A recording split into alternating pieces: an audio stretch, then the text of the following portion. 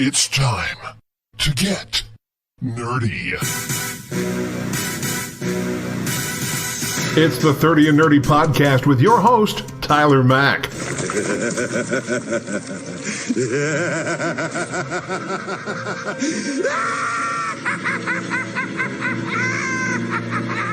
Brought to you by Advertising Expressions, Encore Theatrical Company, Freddy Cat Productions, and Ashley Lodge Photography. 30 and Nerdy is an alternate reality radio show, a member of the Legion of Independent Podcasts, and a Badcast Company production. Join the Nerd World Order by following the show on Facebook, Instagram, and Twitter. Join the conversation by using the hashtag 30andNerdyPod. Find the show on the PodNation at podchaser.com and rate this episode. Got something to say? Email the show at 30andnerdypod@gmail.com. Cheers to you, nerds. Now get ready to nerd out with your host, the sweet tea of the nerdy South, your Duke of Nerds, Tyler Mack.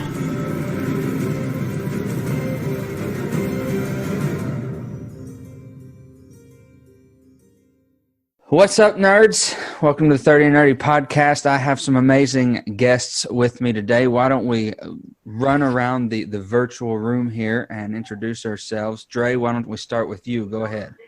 I'm Dre, DreDriven 83 on Twitter from Brooklyn, New York. You know, fan of all the podcast guys right here. Met Ken, started me off with this podcast when I met him at Comic-Con in line going to the DC situation. And after that, ran into everybody else. So that's me. Thank you for having me, and I look forward to the discussion. I'm Rich. I think that's still my name. From the Three Fat Nerds podcast. Of course, I'm also team up with Ken over on Twitch doing the Switch 607 podcast thing. We cover the wrestling show over there. I always make the joke that I am the hardest working man in independent podcasting. So I'm just doing a ton of stuff, but I'm a big fan, of course, of 30 Nerdy podcast. I'm happy to be here. Can't wait to talk to all the fine people on this panel. Dom, you can say that. I guess so. What's up, everybody? Dominic here from the East Coast Avengers. Based here in Memphis, Tennessee.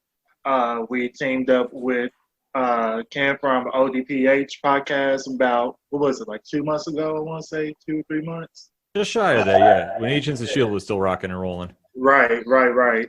So, and then first met Ken, then we met Dre when we did our whole big, group discussion from the Agents of S.H.I.E.L.D. finale, and then now I'm here on 30 and Nerdy with everybody else, so just very excited to be joining you guys tonight.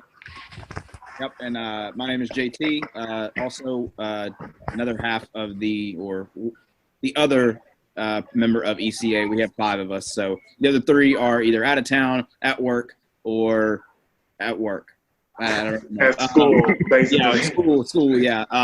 But yeah, kind of what Dom said. I'm really happy to join in on the episode tonight and just talk some nerd things, guys. Sweet.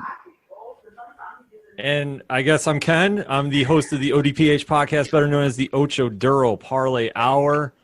And yeah, I know everybody here. I'm a fan of everybody's, and I always like interacting with everybody. So when Tyler brought up the idea about Crisis on Infinite Nerdverses, I was like, okay, we gotta go get some of our great friends that we know from Twitter that interact, that can definitely talk it up and definitely do some great content. So this was like the hit list right here. So we think we got everybody on, and let's go have some fun. Sweet. So like you said, the reason we're here is we were talking about, stuff like going on and all that, and it just kind of hit me. I've always kind of seen the different podcasts in nerd culture that I listen to throughout the week as different, like nerdiverses, multiverses of nerddom or whatever. And I was like, oh man, it'd be cool to get everybody together and kind of talk about the crisis that's been the pandemic for nerd culture, whether it be lack of content, cancellation, stuff like that. And he started shouting out some names, and I was like, hey, call them, tell them. Let's get as many people as we can, because I want to, pick brains and talk about what it's been like to be a nerd during the pandemic. And also told him I don't want to play too heavily or lightly on it. I don't want to, make make light of the fact that there have been lives lost during this pandemic. I definitely don't want to do that. Yeah. I have a ton of talking points here. I guess where we can start is like the early days of the pandemic. Like it's gone by fast and slow at the same time. So it's just a blur. I guess my first question for each of you is where were you when the news broke, and what moment were you kind of like, okay, this might be something serious? I guess Okay. round table it.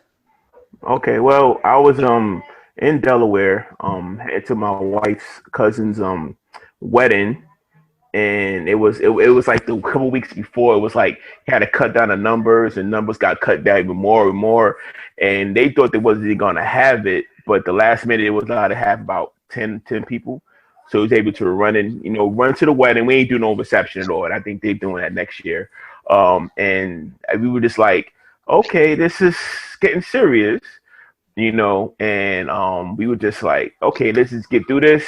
We be probably a month, and be back to normal. But we here now, so that wasn't my indication then. It wasn't like it is now, but that's where I was at in Delaware when it happened. Right when things started getting real serious, was we were actually at a Grizzlies basketball game, and for those who don't know, I work for the Memphis Grizzlies here in Tennessee, and it got to the point to where it was kind of buzzing around that the next game we would play would have no fans, and we were all kind of like, okay, no fans are going to happen. It's going to be all empty stadium. The only people who are going to be in there are the workers, like for me, and the players and the refs and timekeepers and all that.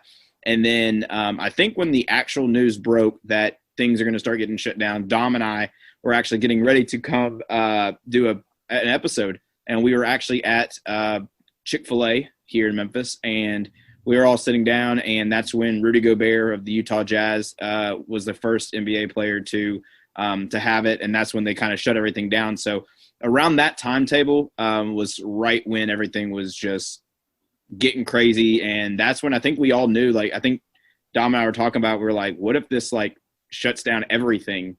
And then it happened, and everything was like completely shut down. We can't go into restaurants anymore. And I got an email, I think that next Monday, and it was like, hey, we apologize for everything happening, but basically you're no longer working for us. Well, you're no longer going to be able to come into the games if there are games to happen. And so that was kind of where we were at, honestly. Yeah, it was kind of weird because I between work and school, of course, I have a 15-year-old stepson. So at the time, it was kind of like we're trying to figure out, okay, is this going to be real, legitimate? They're really going to shut things down. Of course, living in New York State, we're just waiting on words. Everything's getting mixed up. Work saying one thing, everything, and the next thing you know, it was just like boom, it was done. And they shut everything down, and the kid's at home, and there was nothing in place. And the nice part is he's older, so he's pretty much takes care of himself. But both me and my wife are essential workers, and she works at the hospital because she works in the pharmacy at the hospital. She's a pharmacy tech, and so we didn't know. We didn't know if something broke out at the hospital, if she'd be coming home. We didn't know if something broke out where I work, because myself and Ken work together, if I would be coming home. Like if we would have to quarantine away from each other. So there was just a lot of uncertainties. Thankfully, none of that happened. So that was really nice and clutch. But it was there was a lot of stuff. I was very stressed. I will put it that way when this all first started out. Much less now. So, but yeah, it was bad in my opinion. Ken? I guess when it really sunk in was probably about first week of March. And we already were planning on the ODPH about doing the Final Four tournament. Mm-hmm. And we always make a big thing about the breakdowns. And Coach and Pat and I were all just in the group text chat.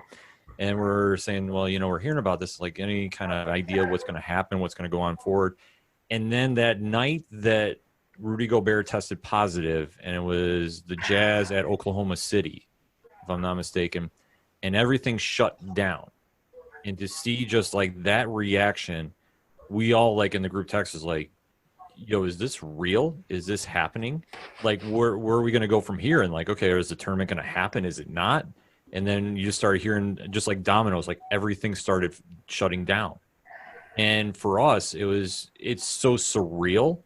Like, it honestly felt like a bad movie. Like, okay, what is going on?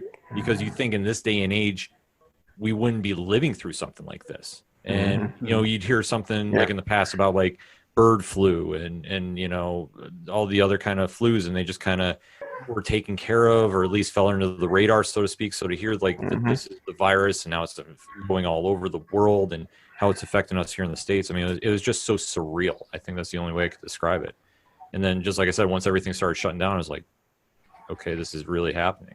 I gotta say, I early on, I was living with Logan in Atlanta at the time, who is the Rev. The very first, honestly, day or two of it, after they kind of titled it, what they titled it, obviously me being a kind of a sarcastic Southern boy, I immediately started making beer jokes.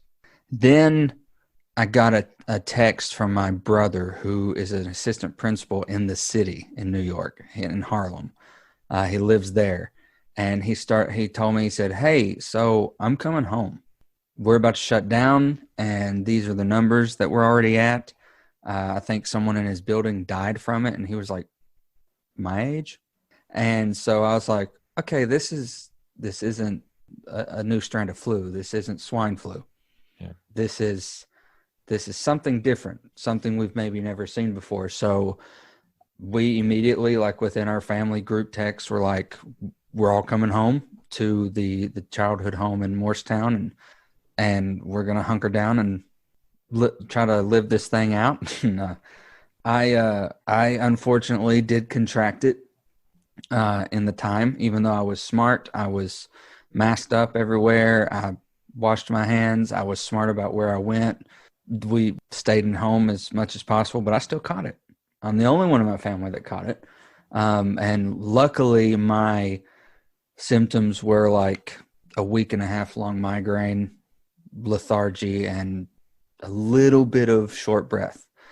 So I was lucky to not have a lot of the symptoms I was seeing out in the world. And my family knew 2 older men who died from it here in Morristown, and who caught it at a funeral of another friend. So I was like, okay, this isn't the swine flu. This isn't avian flu. This is something we don't know what to do. So, I mean, it became pretty serious after probably the first week of it. And when we all got here stationary at our hub, if you will, I was like, my God. And then my mom all of a sudden felt like she had to start working for Fauci.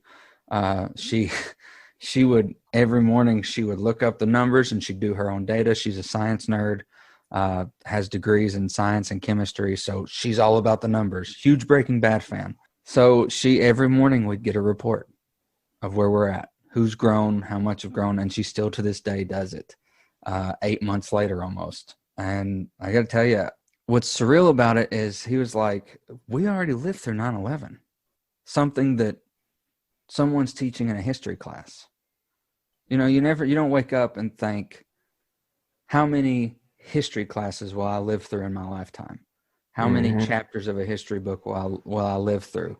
And he's like, and now we've lived through 2, at least, 9/11 and this global pandemic, because this will be taught to our kids in history class.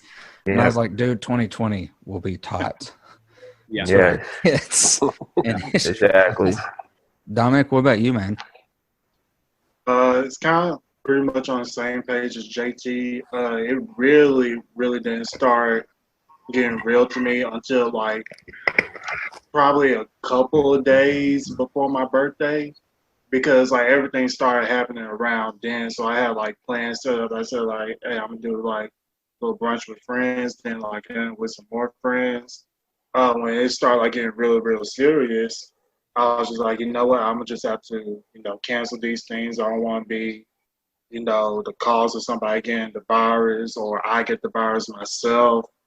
Yeah, that was when it started getting real for me. And then, like a couple of days after my birthday, my boss just said, hey, everybody's going to work from home at this point. I think that's when our city started going into our lockdown before we got into phase one.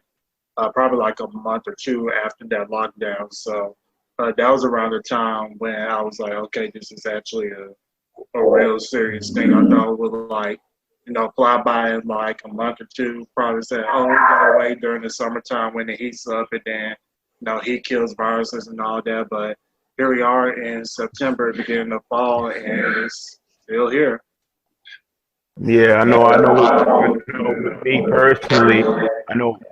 Okay, when it happened, I was at work doing my assignment, and my supervisor called me. It was like, Grant, come back to the office right away. Come back to the shop. Stop what you're doing right now. Head back to the shop. I was like, what's going on? What's going on? I came back. It's like, we shutting us whole down. Shut the whole shop down. Everything got shut. Like, it was like, yo, go home, and we keep you posted what's going on. But fortunately, it was I was able to work from home somewhat, being like on call, so that kind of helped out a lot with that situation. But like I said, but I did lose some few people because of COVID, like my uncle and a good friend of ours. So it was just this was crazy. This is a crazy time to live in, guys. For me too, the timing wise, in December I was laid off of my past job, and then I was an interim for my church as the athletic director up there, or the director of recreational ministries. And we had a huge youth versus adult basketball game. And I was a participant in it. And that was kind of when whispers were going around like, hey, do you think this is do you think it's going to come over here? Because here's what's going on overseas and stuff. And then we were, everybody was kind of like, nah, it's just going to be one of those things where it gets over here and then it goes away. And then at the end of February, the beginning of March is when I got the permanent job as the recreational minister there. And it was, I think, like maybe a week after I got the full-time job was boom, everything shut down. So yeah. I to this day, I'm still kind of in limbo of working at the church for maybe 3-4 hours during the day, and then the rest of my work is at home. But unfortunately, sports is like non-existent here besides the bubble that's in Orlando. So here in Memphis, it's very much, I'll tell you all this. We're all basketball fans here, and the league that we're under, the church league that we're under, sent out a memo saying, hey, if we have basketball this year for the church and for the youth, this is what it's going to look like. It's going to be 3v3 on each side of the court, and it's going to be your offense versus their defense, your defense versus their offense. You have to stay inside the three-point line. There's no touching, no fouling. If you foul, it's an automatic, you have to sit out.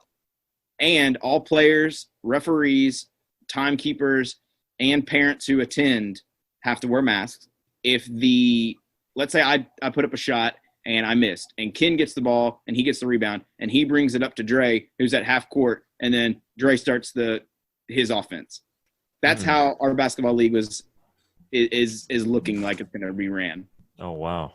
So I talked to the kids that wow. I know that I'm close with and at the church, and I was like, hey, what do y'all think about these rules? And they were like, no, we're not playing. Sorry. And I was like, well, there goes there goes the season for all of our kids at church. So but the timing wise really sucked, honestly.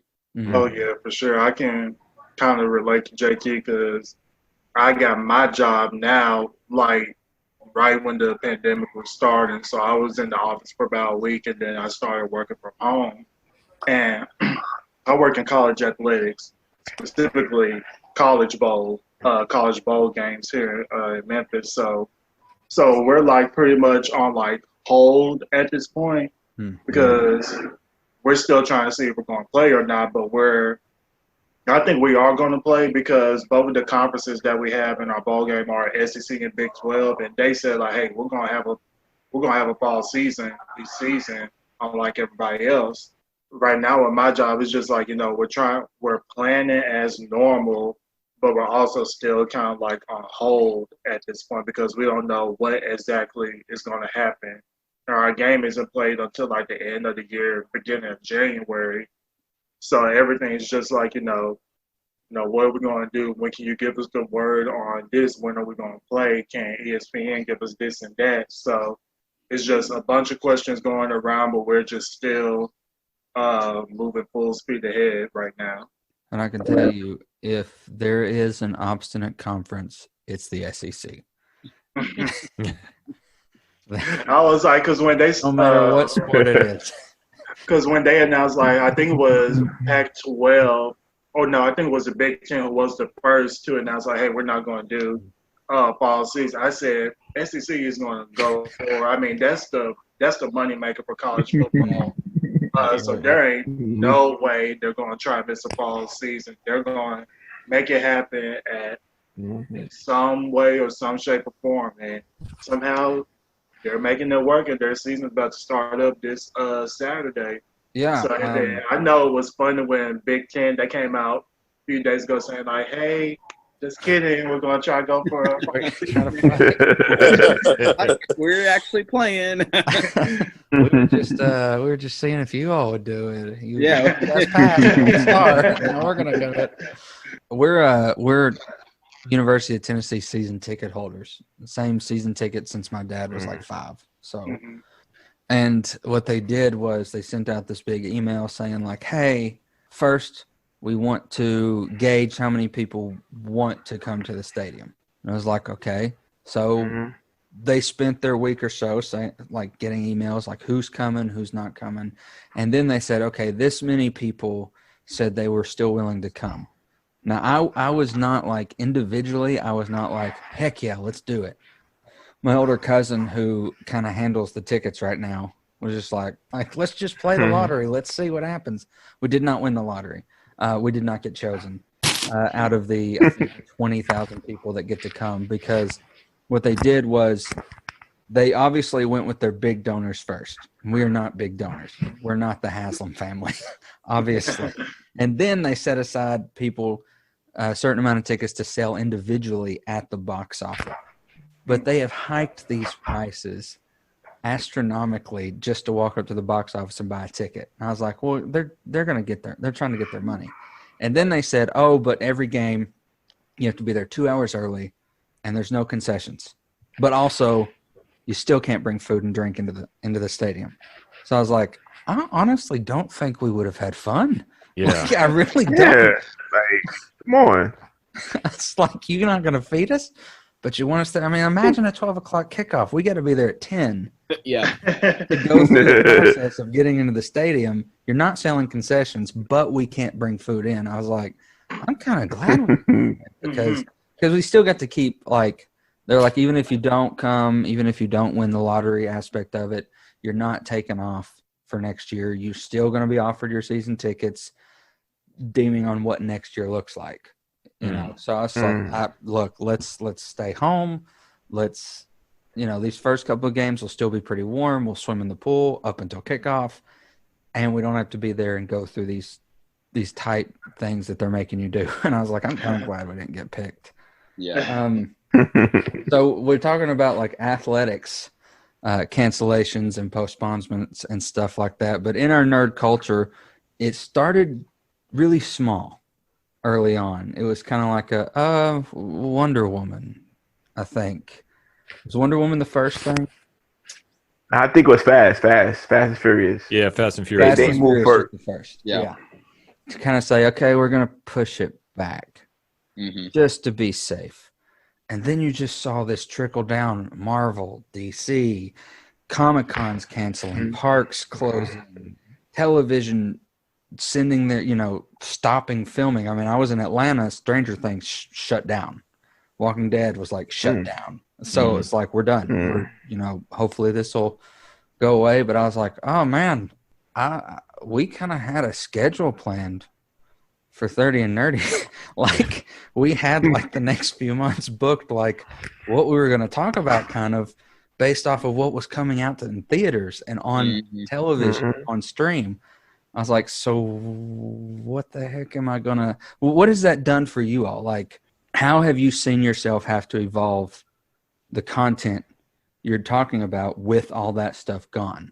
I'm especially interested, like, obviously, titles, Black Widow not coming, Wonder Woman not dropping, even Mulan, which we did watch this past weekend. It's really not that bad. Yeah, it's pretty good. Pretty enjoyable. Rich, what was the first thing you were thinking about? Like, okay, upcoming content's going to shift a little bit. Well, actually, we were in an even more unique a situation than that, because our first thing that we had to worry about is our studio is in a game shop. Like, it is literally, we have a studio in a game shop. That's what they pay for their sponsorship. They give us a studio, and that's where everything is. And when the rulings went down, it was that nobody was allowed in businesses that weren't deemed essential. So now you're looking at a possible $1,000 fine to even enter the studio. There was a workaround, thankfully. That's how you didn't miss an episode of the Three Fat Nerds podcast.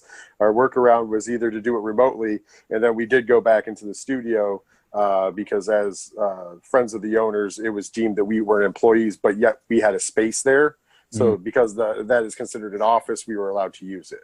So the first real problem was, oh man, our studio's there. Do I have to move all of my equipment from, and I mean, it's not like heavy, but it's arms, mixing boards, you see it like on stream. If you're watching us on stream, that's the actual studio.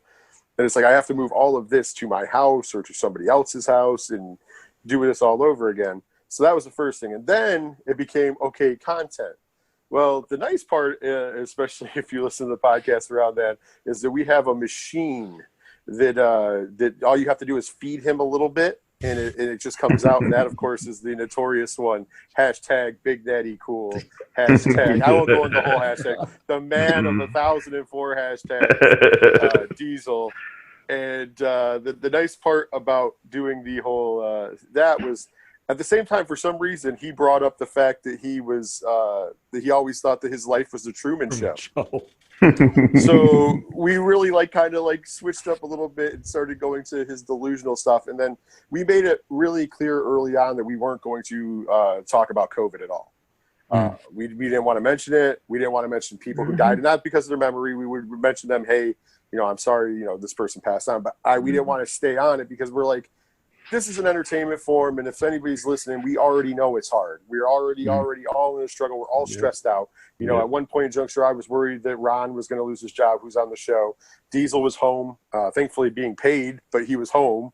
I'm essential. I'm worried about my wife, as I said earlier.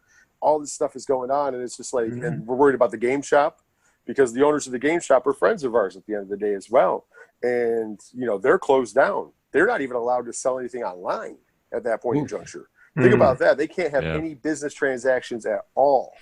And they have rent and stuff. Thankfully, their landlord was good with it and has helped them out and let them, kind of carry a balance. But those were all real stresses in our world. So we're dealing with this. Imagine what other people are dealing with. Imagine what people who might be getting sick or have loved ones who are sick are dealing with. If the least we can do is make some, fart jokes and make people laugh and talk about Diesel's delusions of being in the Truman Show is the least we can do. And then as things ramped up, as you guys know, it just became, all right, we can talk about, there's other things that were coming into play. Things, as production started opening up on certain things, we knew we weren't going to get the movies, but there was news coming out. And then that's kind of where we played the ball from there. But it became more of switching up from what we were doing into talking about other things in the past, or really relying on the fact that of our personal stuff without mentioning, things. And like I said, he's a genius without knowing it, but I think we really survived in the first couple months because that was around the time that Diesel told me in a car, and he's my real life best friend. I always make the joke, the Jay and Silent Bob joke, that he's my heterosexual life mate. I like that. And he, as my wife said, he not only he was my best man at my wedding, he was also the best maid of honor she could have ever had as well. So I mean, I love him. He's the greatest. And he tells me in a car one night, my whole life I felt like people were watching me. And then we found out he never saw the Truman Show. Even though he brought it up, it was like the Truman Show. He's never seen that movie because he's like, it freaked me out because I think that's what my life is. He was like, I feel like you're a paid actor. I'm like, so we just brought it out to the world, and it created a lot of things. But yeah, man, I'm telling you, there was a lot of that as well for you guys. I had things planned out. The worst part about it is I had conventions planned out. Oh, yeah. Like we were gearing up into con season, and I had all sorts of crazy stuff that we were running a really big convention scene. Thankfully, this year we were running. I do believe I had I think we had 10 of them that I had planned out or something like that. Yeah. And then of course New York Comic Con was on the list too, and thanks to Ken, I was like on the precipice of getting a press badge. But by the way, I did. I was accepted as press to an event that's not going to happen now. So that kind of sucked, but so that was my luck. It's my fault that it's not happening, as I joked about. But yeah, it was just, there was a lot of crazy things going on. But I'm sure, and like I said, I'm fans of your guys, so I know you guys what you guys did. But I'm interested in hearing how you guys dealt with it as well. So who's up next? Like for us, it became a challenge because Coach Duffy has a very young family. So when everything started shutting down, he obviously was going to go be at home for a while. So that's why he wasn't on the show for a good while. And Pat and I also work with Rich, so we were all essential workers. So for us, it was just literally, okay, what are we going to do? And like our lunchroom discussions was pretty much like, all right, well, if we can't cover this, why don't we bring up this? And we started just reworking, like, what can we talk about? Like our favorite moments, favorite this, favorite that. Just something to kind of just ease everybody's mind, because like Rich touched upon, we made a point not to mention about COVID at all. Like we would actually refer to it as C19. And even like to the point, like on my personal Facebook page, I started running an anti-C19 question every night. I just threw up a gift question just to get everybody's mind off it, which actually I'm having people text me like, where's the question tonight? I'm on the air. I'm not doing this right now. So, but it was something just to get everybody's mind off it. And like Pad, because I was asking him like, what do you want to do about the show? And Pad is, like I always say, if I'm Batman, he's Nightwing. Like he is always just like, whatever you want to do, I'm doing. And I was like, well, what's your gut feeling? He's like, we should keep doing the show. He's like, I don't think we should take a break. And I was like, okay, how do you want to do this? And like for us, when everything started getting shut down, and I think it was something, the first immediate thing that we had to rework, we actually had to work with Rich, and thank God that DMG was allowed to reopen, was live stream for The Cure. Because that was the first time that we were going to be on that streamathon that's ran by Epic Film Guys. If anybody's not familiar, they expanded to what, 5 days this year, Rich? Yeah, it was 5 days this year, but yeah, that was close. That was kind of the wire. I think that was the start of phase 2, and it was literally the week of that we got approved, and it was like, oh man, cool, great, because if not, it was going to be a rough one. Yeah, it was going to be rough, because this is the first time that if you're not familiar with a live stream for Cures, it's a streamathon on Twitch that they raise money for the Cancer Research Institute. And it is by the Epic Film Guys. They bring in a lot of different content creators to help raise money for it. And this year we were asked to be a part of it. And like I said, it came right down to the wire. So we actually had basically reworked 3 different ideas of how we were going to pull it off. And luckily everything kind of worked itself out, and we were able to be a part of that. And just providing content is just like whatever we could do to bring something to the table. Like if we had to go research old DVDs, like we had a list ready to go deep dive into an old series just to have something on there. The sports show became more of the difficult one, because obviously when there's no sports, it's like, okay, what are we going to talk about? Thank God for The Last Dance, because that because that was something that helped carry us through. And then we cover UFC, which they decided to find a way to keep going, and WWE. So a lot of that content switched over to that, so we'd have something to cover and present to the table. So it was a challenge. I mean, it still is, but luckily things have started to open up a little bit, and we've been able to expand on some topics, and it actually kind of helped us roll into a little bit of what we're doing now on twitch.tv/607 podcast. Yeah, I was going to say, jumping in on that, George Jenkins, you said the wrestling. That was the only thing that was actually nice since pro wrestling stayed open. The fact that me and Ken do a wrestling show was perfect. That was the only show and like every other show, we're like trying to come up with news, and me and him would look at each other every week before Thursday, and we have these long diatribes of like these long lists of things we can talk about in wrestling, and we're like, there's too much. We got to cut this from the show. And it's like, and everything else, you're like, begging for a little piece, and it's just like, oh, I got too much stuff going on here. that was the only show, and then thankfully that's what transferred over into the twitch.tv/607 podcast, doing the wrestling show live every week, is because we're like, hey, we might as well. We're already doing it. It's a lot of fun. But yeah, that was the only show that did not give me a headache. Yeah. Horror Zone was a headache because I still have Mike C. And I mean, I love him, but he is still in quarantine. So it's all done remote, and it's interesting how to get around that and make sure you sound the best that I can make it when your host, because he's the host of that show, is, you know, on a phone line pretty much. So it's kind of like, you know, it's got its own, you know, tribes. There we actually just switched over to doing movie reviews, but yeah, with Ken, we had a lot of interesting conversations in the break room at work. Yeah. Yeah, it was funny. Like we'd sit down like every day and like we plan out everybody's shows and just like, okay, what are we going to do this week? Because like nothing's going on. But, you know, we just found a way to do it. And obviously just like listening to everybody else and seeing everybody else has been going very strong with their content. It's been amazing to interact with everybody. Mm-hmm. So, I mean, it's been a challenge, but I feel we've stepped up for it. I feel our fellow colleagues have stepped up for it. And, you know, we're going forward. And the feedback we've been getting too is just people have been saying, thank you for doing something. Mm-hmm. It's an escape. Each of these shows and the other shows that aren't with us tonight, whether they're in the PodNation group, the Apodalypse group on Podchaser, Alternate Reality Radio, all the groups that we're part of, they're an escape in their own right to somebody. And just knowing that the independent podcasts were continuing to, even if they're, you know, we're kind of in this mentality of like, I don't care if 25 people are listening. You know, that's 25 people that for somebody, I'm an escape for an hour, hour and a half, what have you. Right. And I've got to commend the independent podcast world, you know, for continuing, because I'm actually, some professional podcasts stopped. They stopped because they're celebrities and they're kind of following this different path, and we just kept going. So I think that it was nice to have an escape for people. Yeah, absolutely. I can testify that, you know, y'all podcasts are really great to listen to. I listen to all of them. Every time y'all put one up, I'm always on it. Thank you. Yeah, we appreciate that, Dre. Like more than you know, man. Seriously. No problem. No problem. I think from, and I know Dom and I probably will have the same answer to this, but for us, honestly, the biggest hurdle to get over was not meeting in person. Because we all five of us meet at my house. We call it the HQ, and we all meet, and literally we all bring something different to the table. I'm usually more of the Marvel sports kind of person. Dom is Marvel sports DC.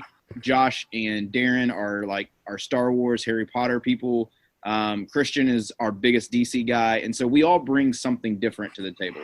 And so from our standpoint, it was, okay, now we have to collectively, as single people, we have to bring something completely different on Zoom or over some other, you know, platform. And then the difficult part was to, okay, how do we get this as a audio file to put on Anchor? And how do we get this audio file to, you know, get out there and put our episodes out? And so for the longest time, what we would do is we would be on like this app called House Party, and I would have it set up like the mic would be like, my phone would be right here with everybody on it, and then the mic would be sitting right here. And so you could hear, like, it was very, very unprofessional. But then we started asking other people and you know, getting tips from other people at other podcasts, and like, hey, just do Zoom and record from Zoom like your episode, and then the audio, it splits into audio and video. And we were like, boom, there we go. But then we all started feeling a little more comfortable to start coming around. And I believe we had one episode where we got back together maybe 2 months after. Yeah, like just one episode. Then after that, cases just started rising again. We're just like, let's just go home. It was right around it was the episode after 4th of July. And so we were like, oh, well. Time to stay at home. Yeah, there was maybe 1,000 cases that hit, like positive cases that hit in Memphis. And we were like, okay, stay home. We'll do this for a couple more months. But honestly, and it's going to sound weird, but the pandemic has really helped us. I was going to jump in and say, like, one thing content-wise that's kind of helped us was with all the collaborations that we've done in quarantine. I can't remember whose idea it was to try to do all of these collabs with other podcasts. JT, I think it was probably you. But we just started, like, reaching out to other podcasts and like, hey, would you like to come on our show? We do an episode featuring you guys. You tell us about yourself and your podcast, and then we could just jump into whatever topics that we have for that episode. So that was one thing that like really, really helped us. And then another thing that was kind of like a hurdle for us is that we also have a YouTube channel, and the thing was that we can't get a person and do these videos anymore, or we can't go out and blog like we usually do because everything is closed down. So we just basically did like everything on Zoom. We did our episodes on Zoom. Sometimes we would actually put our podcast episodes on Zoom so we can have like some YouTube content. Me and JT, we did our Agents of S.H.I.E.L.D. recap videos on Zoom when we were still in quarantine. It was just, everything was just on Zoom for us for that time being while we were in lockdown. And so it actually, like JT said, it actually like kind of helped us in a way. It helped us grow a little bit too. Mm-hmm. So it was both a hurdle and then also a blessing in disguise, if you want to put it that way. Yeah, I think another thing that helped us honestly was things just started accomplishments started happening out of nowhere. We cracked the top 50 on the Hot 50 podcast. We got over 1,000 subscribers on YouTube. I think we're sitting almost at 1.7K. One of our biggest videos is at 300,000 views right now. We started our own Twitch channel. Which we're almost an affiliate of Twitch. Just different things. And, it really started kind of making us aware that it used to be something that we did just for kind of like you said, an escape, just kind of to get out there and to really just, our whole thing and our big saying at ECA is we don't care about clicks. We don't care about views. We don't care about numbers. We care that we're putting out content that we like and that we love to have that out there for people. If we look in our episode, we're having an episode tomorrow. When we upload it on Thursday and it gets one view, perfect. That's one viewer that listened to us. And that's all we care about. That is, I can remember sitting here talking to Dom and saying, oh my God, hey, our first episode of the recap and review of Agent of S.H.I.E.L.D. got 30 views. And he was like, dude, that's awesome. I'm like, hell yeah, 30 views. That's great. And now we're sitting here and literally Josh just messaged us in our group chat and said, hey, our Batman trailer reaction is almost reaching at 300,000 views. It's like, there you go, man. Yeah. I'm the biggest proponent of saying it only takes one thing to just break the floodgates open. And honestly, yes, the pandemic is horrible in every other sense of the word. Everybody's locked down. People are losing their lives. Family members are just hurting right now. People are losing their jobs. But for us, it kind of pushed us to say, we're not going to stop. We're going to continue this. We're going to look deeper into content. Darren and I have a Marvel encyclopedia book that's like 500 pages, thick. And we said, hey, let's all pick a page. Let's review this character. And then we'll have an episode that says, hey, we're going to talk about this character. We stopped it because it kind of got a little old, but that was something that we started. Dom and I go back to the recap and reviews. We're actually doing one right now on The Boys season 2. So we're starting that. Just different ideas. Literally, it's just in a business standpoint, you don't want to throw things at the wall and make sure they stick. You want to have a central thing that is going to work. But from our standpoint, and we're not a business, so it works well, is we can throw content out and whatever sticks, hey, it sticks. If it doesn't stick, there's still some stuff that we can do.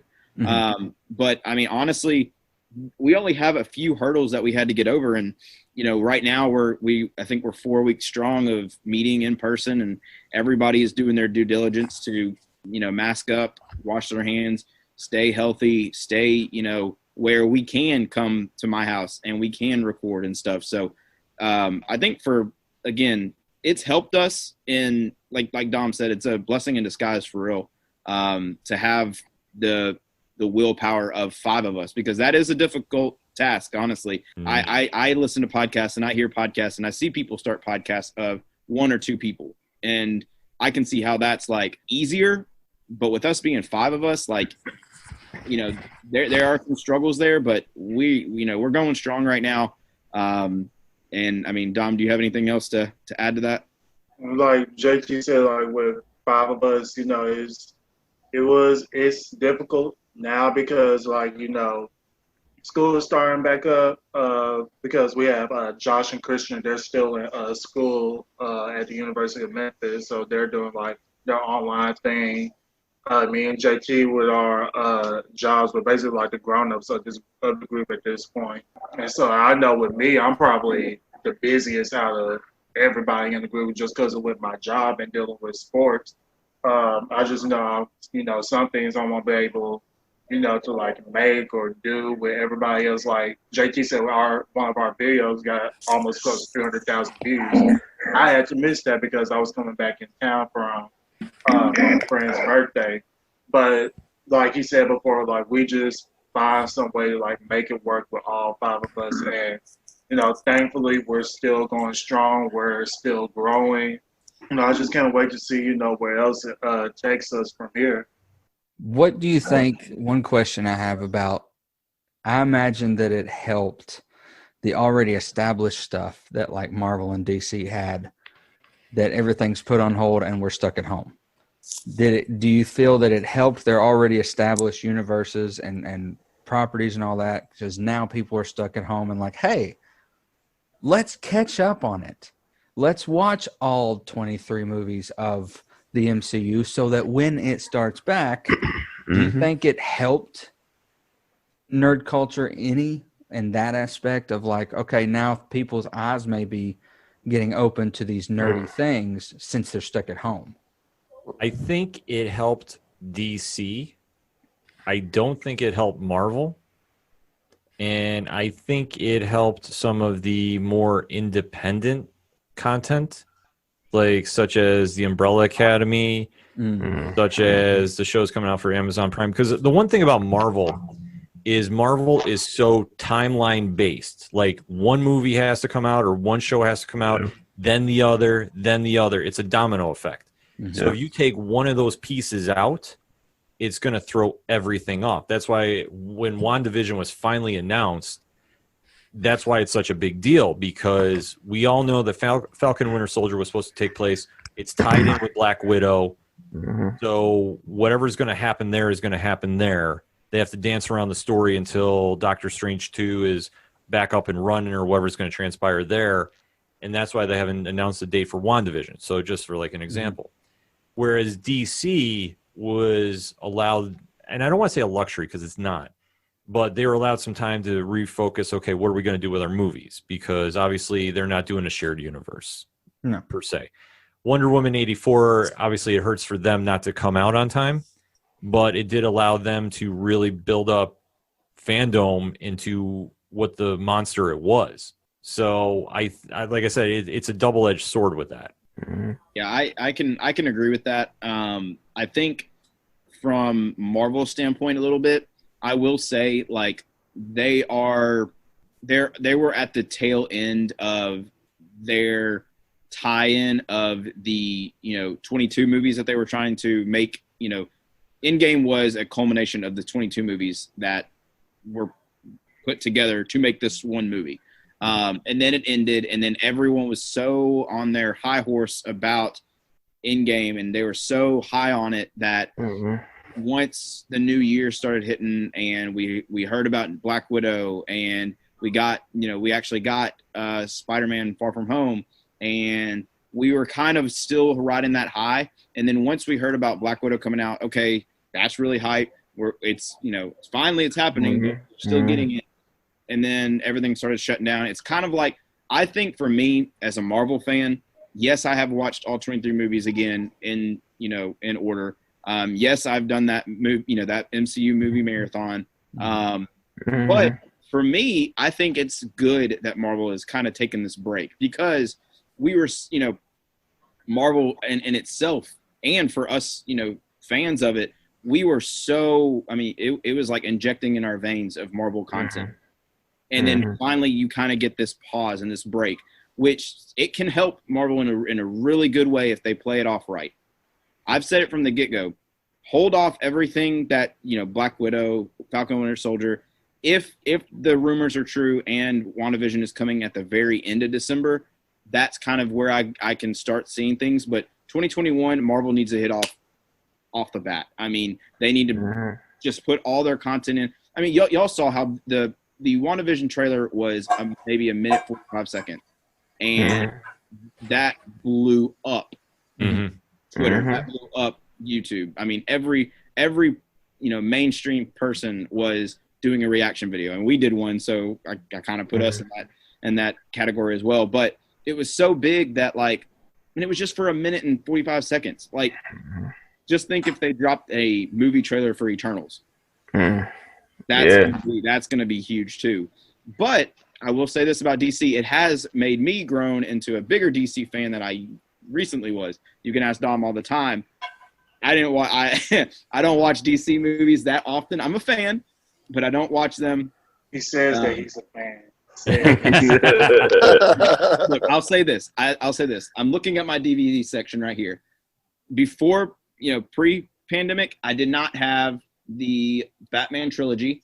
I did not have Wonder Woman. I did not have Justice League. I did not have Birds of Prey, and I did not have Suicide Squad. And I have all of those right now. You're talking about the Dark Knight trilogy? Yes. Dark Knight trilogy, okay. Look! I'm telling you. I'm not judging. I'm not judging. I'm not judging. And Dom's gonna joke about this, but the reason I got them, yes, they were cheap as hell at Best Buy for Blu-ray. So I was like, hey, it's content that I like. It's content I want to get into. And I'm sitting at home. Yeah, why not pick it up?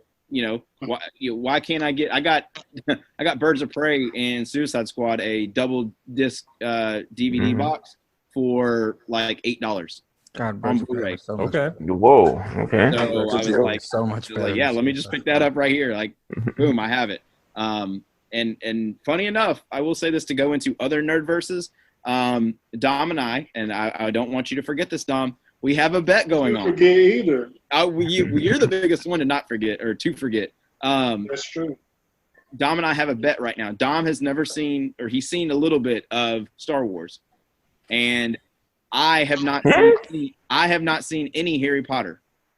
Really, Dom? No Star Wars? No Star Wars, man? I love it. What's going on? So Dom and I they can't.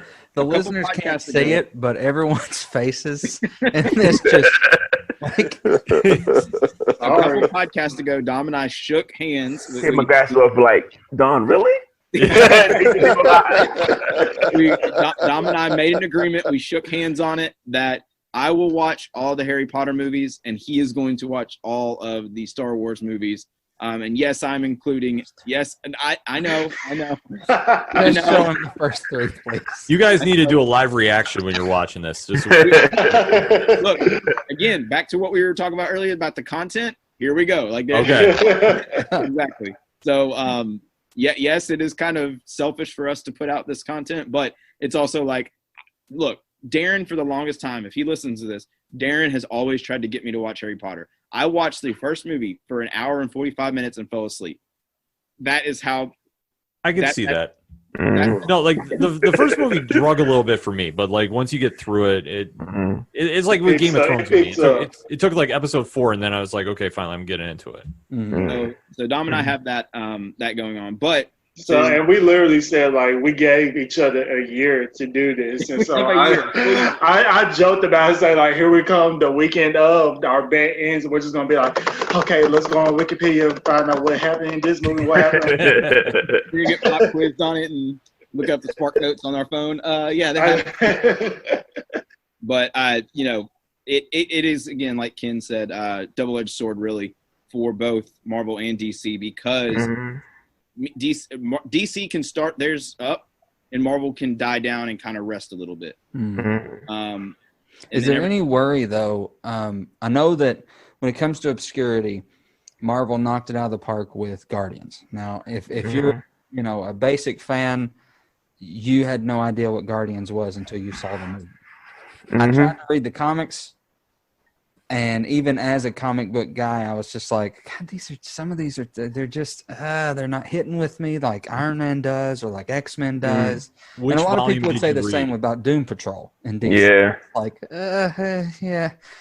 Is it a worry that they've shot and hit this amazing, out of the park home run with 23 movies from Iron Man all the way to Far From Home, and now we're leading into obscure storylines, obscure world like Eternals, Shang-Chi, and all that. Like, I didn't read a lot of Shang-Chi or Eternals.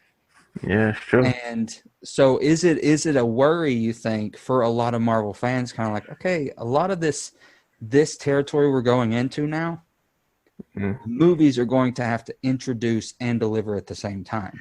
Yeah, I feel like we got spoiled by Marvel, and that was the reason why. But I feel like Eternals is like a gateway to the next step, because I look at Captain Marvel. That was like a gateway to get to Endgame. Like, I'm not a Captain Marvel fan. It was a great movie. I love it, but so Eternals is a gateway. If we get through that gateway to get to the X-Men and other ones, I think that's what's going on. Because I have no idea what Eternals was either, so I had to do some research and had to look up the stuff too, because I never heard. Obviously, we've got to get through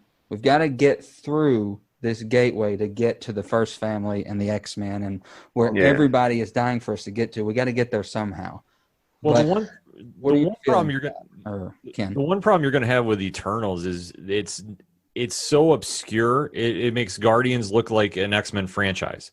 Like that's the one thing about it. Like, they are a back idea from Jack Kirby that when he came back from his little stint over at DC where he wrote the New Gods, that's why he came back and did Eternals.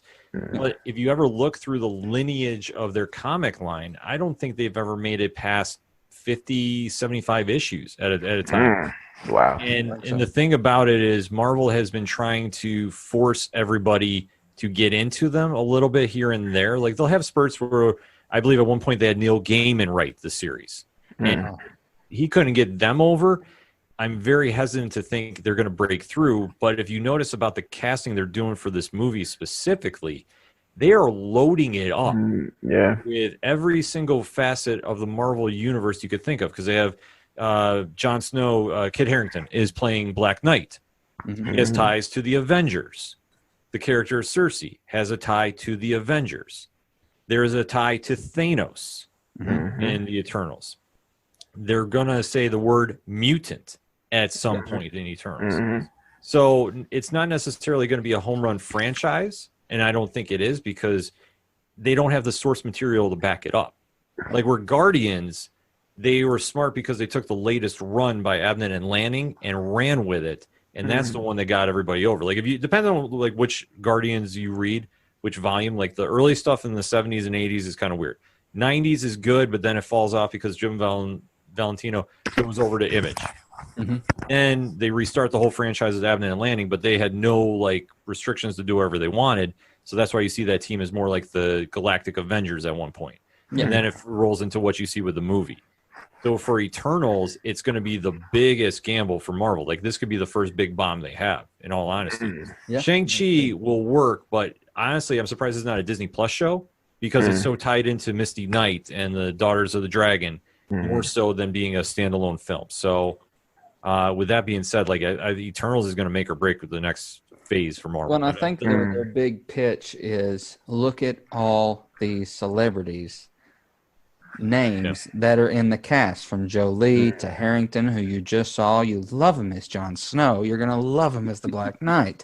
And then there's the other guy from Game of Thrones who's in it as well. So you've got them back together.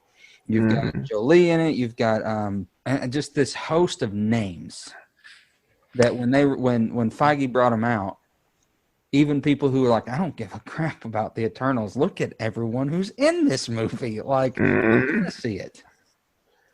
I'm looking at it as a little different, though. I think it's less of a gateway and more of the speed bump that I think they wanted to hit. This is going to be a piece of the story that they're sacrificing to not put into a bigger movie, if you will. And the reason I say that is we kind of see where they're going. You know, when you had the announcement of Kang coming in Ant-Man 3, okay, we see we're going Kang, which will then take us into the Fantastic Four eventually, and Doctor Doom, which will then take us to the Silver Surfer, which will take you to Galactus. And there's your next bad. There's your next 30 movies. Yes. So in between, we just want to introduce some other characters. As Ken said, we want to drop the name mutants in there. I think you're going to see a bigger part of mutants in the multiverse, the Doctor Strange movie, because I think because we've been promised a lot more of the Scarlet Witch. Yes, being the Scarlet Witch even. And therefore, I think they're going to do a reverse House of M style movie, where that's how you're really going to do it. And that I'll mark for that. And I'm not saying that the Eternals might not be a good movie, but I feel like the Eternals and Shang-Chi are just there to be like, okay, we got over, this, but we need a bump. We need something in between because we're planning these next big steps. Yeah. And if you think about all the next big steps, they are still tied very muchly into the Avengers. Maybe not the same group, but most Marvel fans have already gone back and gone, okay, the movie I'm really waiting for is Guardians of the Galaxy 3 and Thor Love and Thunder. Because we want to see those movies, especially now that we know, Beta Ray Bill's going to be in Guardians of the Galaxy Volume 3.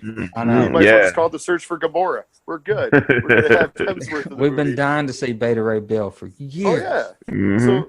So there you go. Like, and I feel like that's where they're ending up going. And I'm not saying that they're just throwing those movies away, but I think that they're emboldened because of Guardians and everything else that's hit. Like Ant-Man.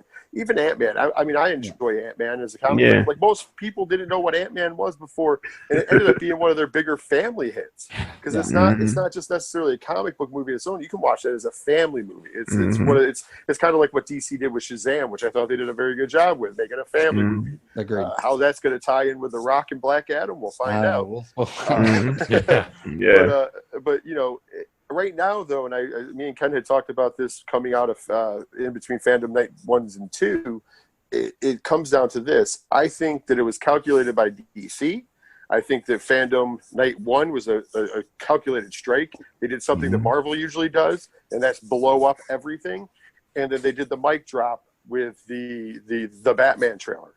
And everybody was questioning. There's a good portion of the audience questioning whether Robert Pattinson could be Batman.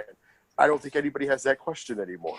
I don't think anybody has a question if he can be Bruce Wayne anymore. I don't think anybody has a question about if this movie is going to draw, because we know this movie is going to draw huge. Yeah. But I told Ken is what I think they did is I think they thought that Marvel was going to drop an Eternals or the WandaVision or one of the shows at the time. We didn't know, but it ended up being WandaVision before Night 2. And I think what they were trying to do is like, listen, we're not going to steal our thunder. We're going to still tell our comic book line stuff on this night too. So that kind of scared them off because they're like, if they held that, what did they hold out? And I told Ken, if I was them, I would have done the Marvel move. I would have baited them out. I would have had them drop the trailer to try to steal the thunder. And then night 2, I would have dropped the Batman trailer. And that would have been it. And then you go, oh yeah. Cause think about it. Even if you come with the nicest looking Eternals trailer of all time, people are going to watch that Batman trailer. Yeah. They're going to hear Nirvana something in the way, and they're going to go, I don't care about the Eternals. Eternals what? Who cares about that? It's all about Batman. Batman's the number one draw. But I think DC did it smart because I think the winner, when going back to the previous thing real quick, I think the biggest winner during everything being down in content was comic books. Because a lot of people had time to actually dive into comic books or graphic novels or full, and people did. Because you had this extra time on your hands and you're like, okay, I saw the movies. Now let's see the backstory. And I talked to a lot more people who never read a comic that all of a sudden wanted to talk comic books with me. And it wasn't the movie stuff. I knew they were pulling them straight from the comics. I'm like, oh, wow, this is great. And that's why a lot of the independent stuff, especially because of the Umbrella Academy being on Netflix or The Boys, that stuff's getting looked at now in the comics. I have some people that come up to me all the time and they're like, hey, I'm reading The Boys comic book now. And I'm like, okay, that's a weird choice for you because I never saw it. You never showed any interest, but you like the show so much, and you have the time, and it's a wonderful thing to actually see. And I'm looking at that's the positives and negatives. I think Marvel could stand taking a little bit of a back seat for a minute. I think that's a good reset. I think that's what they're kind of in their plans because, like I said, after the Eternals, after Shang-Chi, everything else is, with the exception of Blade, which is really a nostalgia feel. Revitalizing that. everything else is going back to what we know and introducing Yeah. characters for the next round. So they're just doing the same thing, and I'm not upset about that. No. Let it happen. Yeah, exactly. I know. I had a couple of friends of mine hit me up about what's the Umbrella Academy, Dre, and they went back and watched the first season and caught up with it. And like I said, DC hold us down a lot too with Harley Quinn. They had DC, Harley Quinn, Doom Patrol, all that show. All those shows hold us down during the situation. And also, I had and also unrelated comic book wise, I was actually able to catch up with Jack Ryder. So no, Jack Ryan. Sorry, Jack Ryan. So I was able to catch up with that. But yeah, so DC calculated it. They did it well. Marvel, like I said, we were spoiled. We've been spoiled, so we gotta and then now we're gonna appreciate WandaVision more so now because we haven't had any Marvel stuff in a minute. So it was smart moves on both ends. I think too. When you see, I guess you can kind of accumulate the past 2 weeks. We've got the cast, or we got the actress playing She-Hulk. That blew up. Mm-hmm. We got the trailer of WandaVision. That blew up. Mm-hmm. We got more information on Ant-Man 3. We got Kang. That blew up huge. So I think Marvel's situation that they're in now is, and I've said it before, it is okay to be fans of both. Oh, I hate this DC versus Marvel crap. Let them be existent in the same universe. Let us iron sharpens iron. I say it all the time. Literally, DC, when they drop Fandom, I guarantee you Kevin Feige and Marvel was round of applause. That's, hey, y'all did you. Now let us do what we're gonna do. And what Marvel did was they're not gonna sit here and they're not gonna drop nukes after nukes on us. They're gonna sit here and they're going to sprinkle a little bit of stuff here and there. Hey, we're gonna drop who She-Hulk is, which by the way is not coming out for another year and a half. Yeah, right. We're gonna drop Kang, who by the way, Ant-Man 3 is not coming out until 2022. But Kang is here. We know the actor. And if you haven't seen it, Lovecraft Country is. Gosh, every episode is like a different situation. It's a wild ass. Wow. Oh my god. It is. The last episode was insane. Good. And the actress, Blink. She was Blink. Yeah. Blink. Yes. Yeah. I was like, why does she look so familiar when I Blink. was first watching it? And so I looked her up. I was like, that's Blink from The Gifted. Yeah.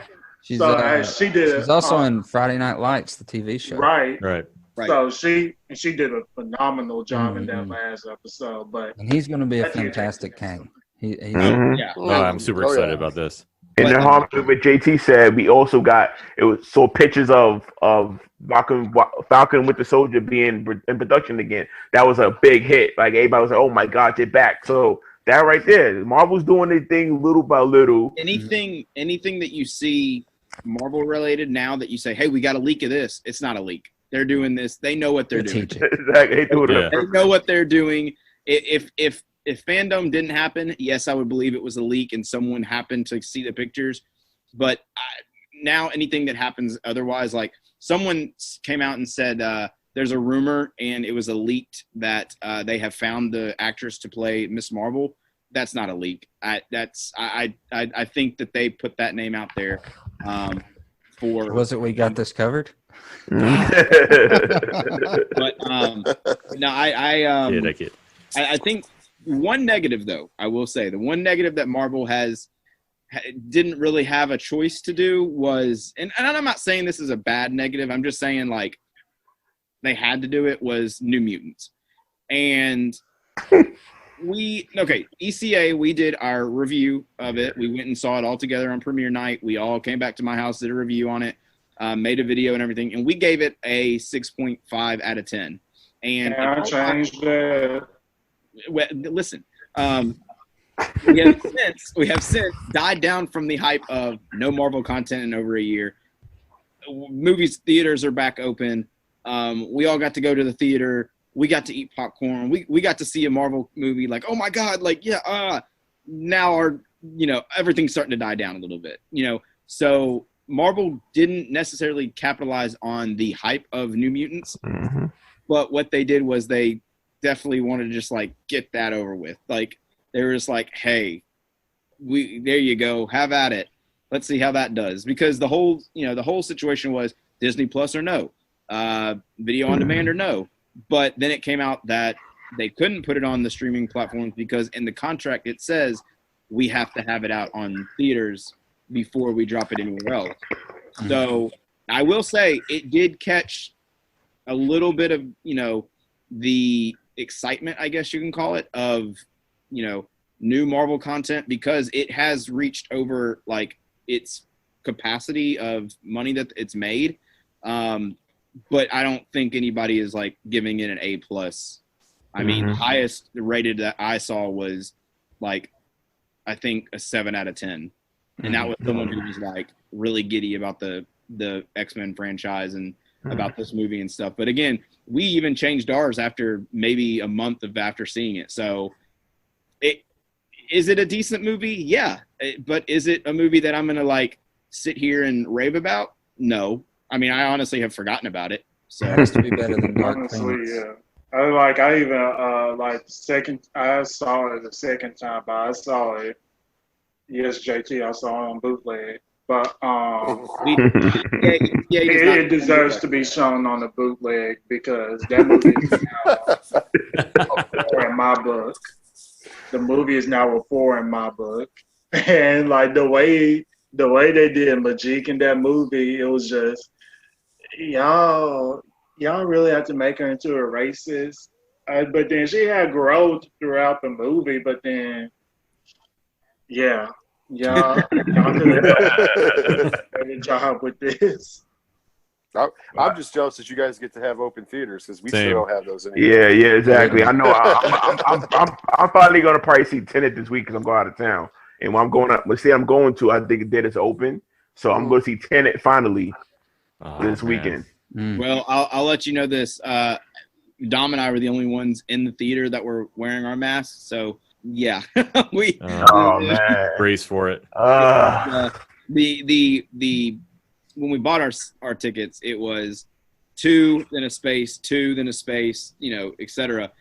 It didn't go like that. People sat in different seats. People, because here in Memphis we have the reclining seats where we get to press the button, recline back, Same. kind of stuff. We got those. And so we were all kind of like, hey, you're supposed to be like a seat over. Why aren't you like? Because we all feel like all 5 of us feel comfortable around each other to know like, hey, we're good. Like I consider them, family. And so it's like, hey, they're good. But other people, like, I don't know, Christian was sitting to the left of me and the person was literally like right next to him. And he was like, hey, can y'all scoot down for a minute? Like, I don't want to sit next to this person that I don't know. And I was like, yikes. That's why I'm going to hold off from going to the movie theater for a couple months now until everything starts, dying back down. Or I just sit far away from everybody. But when we went, it was like nobody was like trying to follow social distance rules. So yeah, I'm gonna hold off for another month on that. So speaking of streaming and stuff, what the stream wars are always constantly going on. What besides, obviously I know you've got to be watching The Boys because it's freaking Of course, yes, amazing. yeah. What else? I saw for the first time. I hadn't watched it yet. Yesterday, I watched the newest Justice League Dark animated movie, Apocalypse. Oh wow, yeah, And that was I good. saw that. He's a brutal most violent. thing Yeah. I have ever seen, and intense. I mean, I don't want to spoil too much, but 10 minutes in, I'm not going to name names.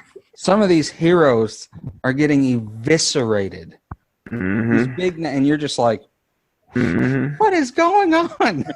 I mean, it is brutal. The most brutal thing that they have done in DC animated. And I can't recommend it enough, though. It is on DC Universe or HBO. For a couple more days. One of them. Yeah, for a couple more days. It'll be on HBO Max. Keep your eyes open. Yeah. Hey, It'll all be on HBO Max. I recently, well, I won't say recently because it happened like a month or two ago. I got back into the Harry Potter franchise, so I watched all the Harry Potter movies that was on HBO Max, Mm-hmm. and that's just like reawakened my love for Harry Potter because I fell up on the movies. Like I think it was after the third or fourth movie I fell off, and then another good friend of mine, her name is Jania Stewart. She does a Harry Potter podcast called House of Black, and she talks everything Harry Potter. So when I first started listening to her podcast, I was like, maybe I should go watch the movies again and see what happens. So the first time I watched, I think I watched like the first 4 movies in like one night. And then I finished it up that next day, watching the next 4 movies after that. So that's what I've been watching in quarantine. And then I also watched, what else did I watch? I watched Beyonce's new music film on Disney Plus, Black is King. So that was really cool. Okay. Very good. A bunch of other stuff too that I've been watching. I can't remember exactly what, but yeah, I just kind of been, when we were locked up at home, I was working from home. I was just like, let's see what's on Disney Plus or Netflix at this point. Yeah. And I watched a lot of Friends too because that was on TBS all throughout the day. So I was like watching that while I was doing my work from home. I tell you, the stream services are up there in the winning category. Yeah. The pandemic. They have. I mean, I just recently did a third installment of the Stream Wars episode, and the numbers that have grown just since January of this year. Yeah. Without the pandemic, I'm like, good Lord. Yeah. To the point where I wish I had stock in Netflix right now. Oh yeah. For real, yes. I know with me, I've been watching I know a lot of movies. I saw Man of Tomorrow, that was pretty decent. But I feel like to me personally, it's a one-time watch and you're good. That's my opinion.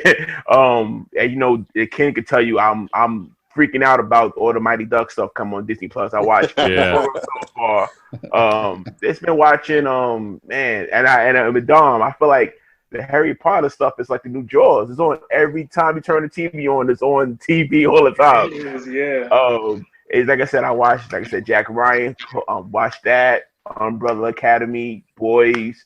I've been watching some of the old Marvel cartoons as well on Disney Plus as well. And I like the Muppets Now show. I watched that, and I watched the old Muppet show. That the one that So the stream I've been watching here and there. I'm watching Nurse Ratched now, which is pretty good, pretty cool. Is that the one with Sarah Paulson? Yeah, it's pretty cool. The prequel series to One Flew Over the Cuckoo's Nest. Exactly. Which is cool. I think the one thing that I usually watch my movies and stuff on DVD. So like my girlfriend and I, we watched the entire X-Men franchise, which is I need to apologize to her because that is confusing as all get out. We watched the entire Star Wars franchise. We've watched all the Scary Movie that franchise. Yeah, we've hit all these franchises, but the one show that I kicked off, I say kick off the pandemic was Tiger King. Everybody got that trap. Dom and I would text each other back and forth and be like, "Yo, did you just see that happen? Like, what is going on?" And then, of course, Dancing with the Stars had to jump on that slowly climbing hype train of Carol Baskins.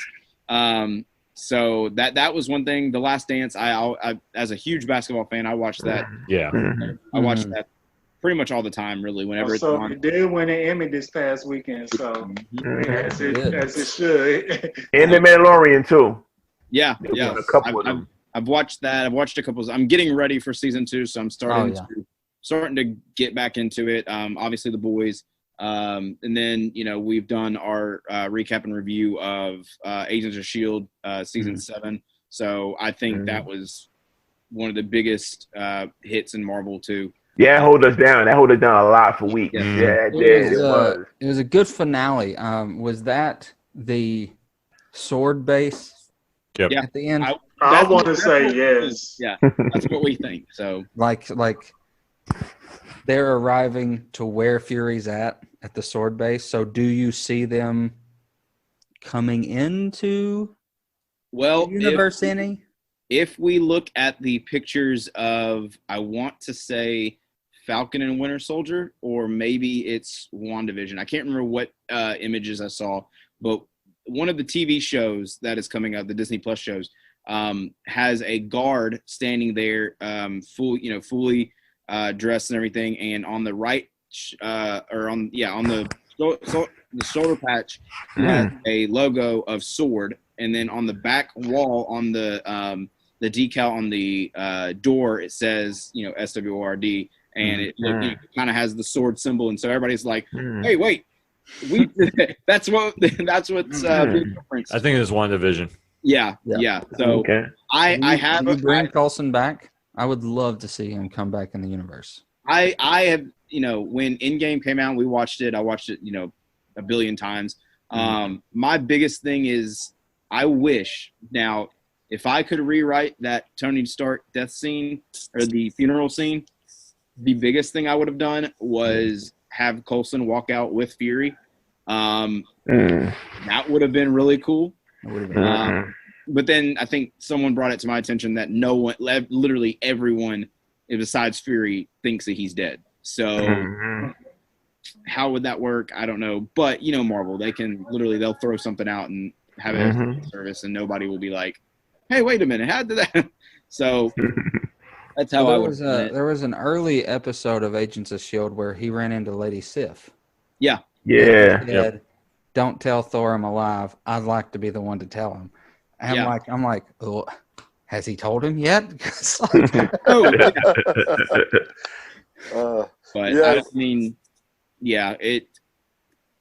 I don't know. I wish they could bring him back.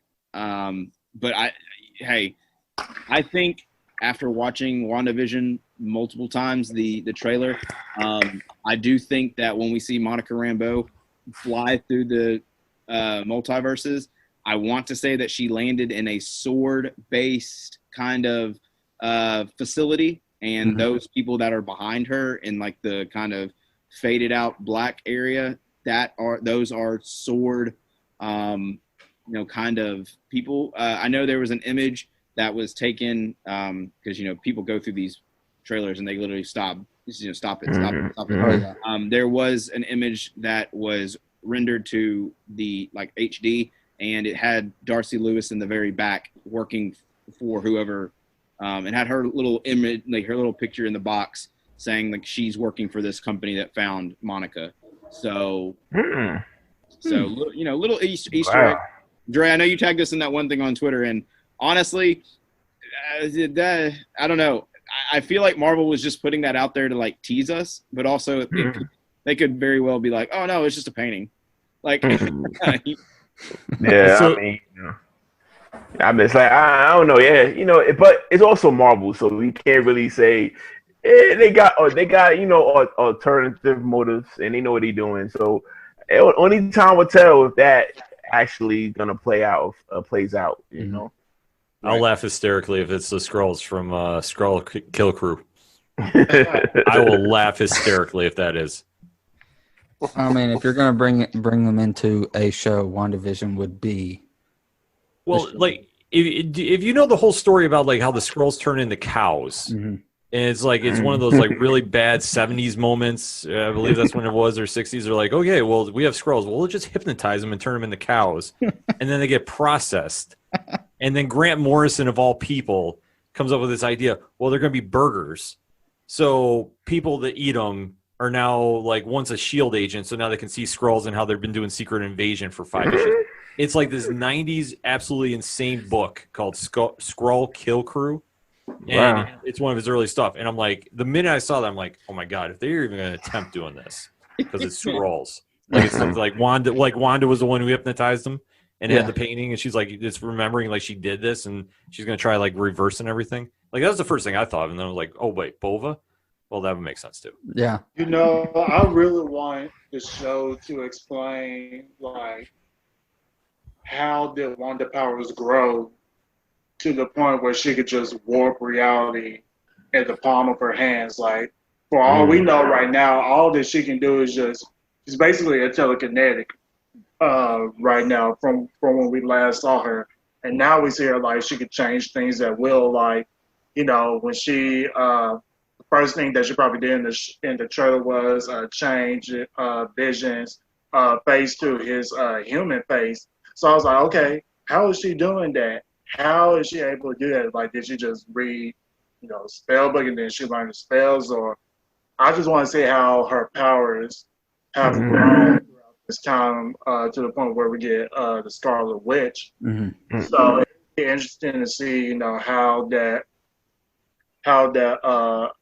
storyline will go, and then how Vision will play into all of this, because when he touched the witch's head, who I think is actually Agatha Harkness. Agatha Harkness that's basically Wanda's mentor turned like Wanda's arch nemesis in a way.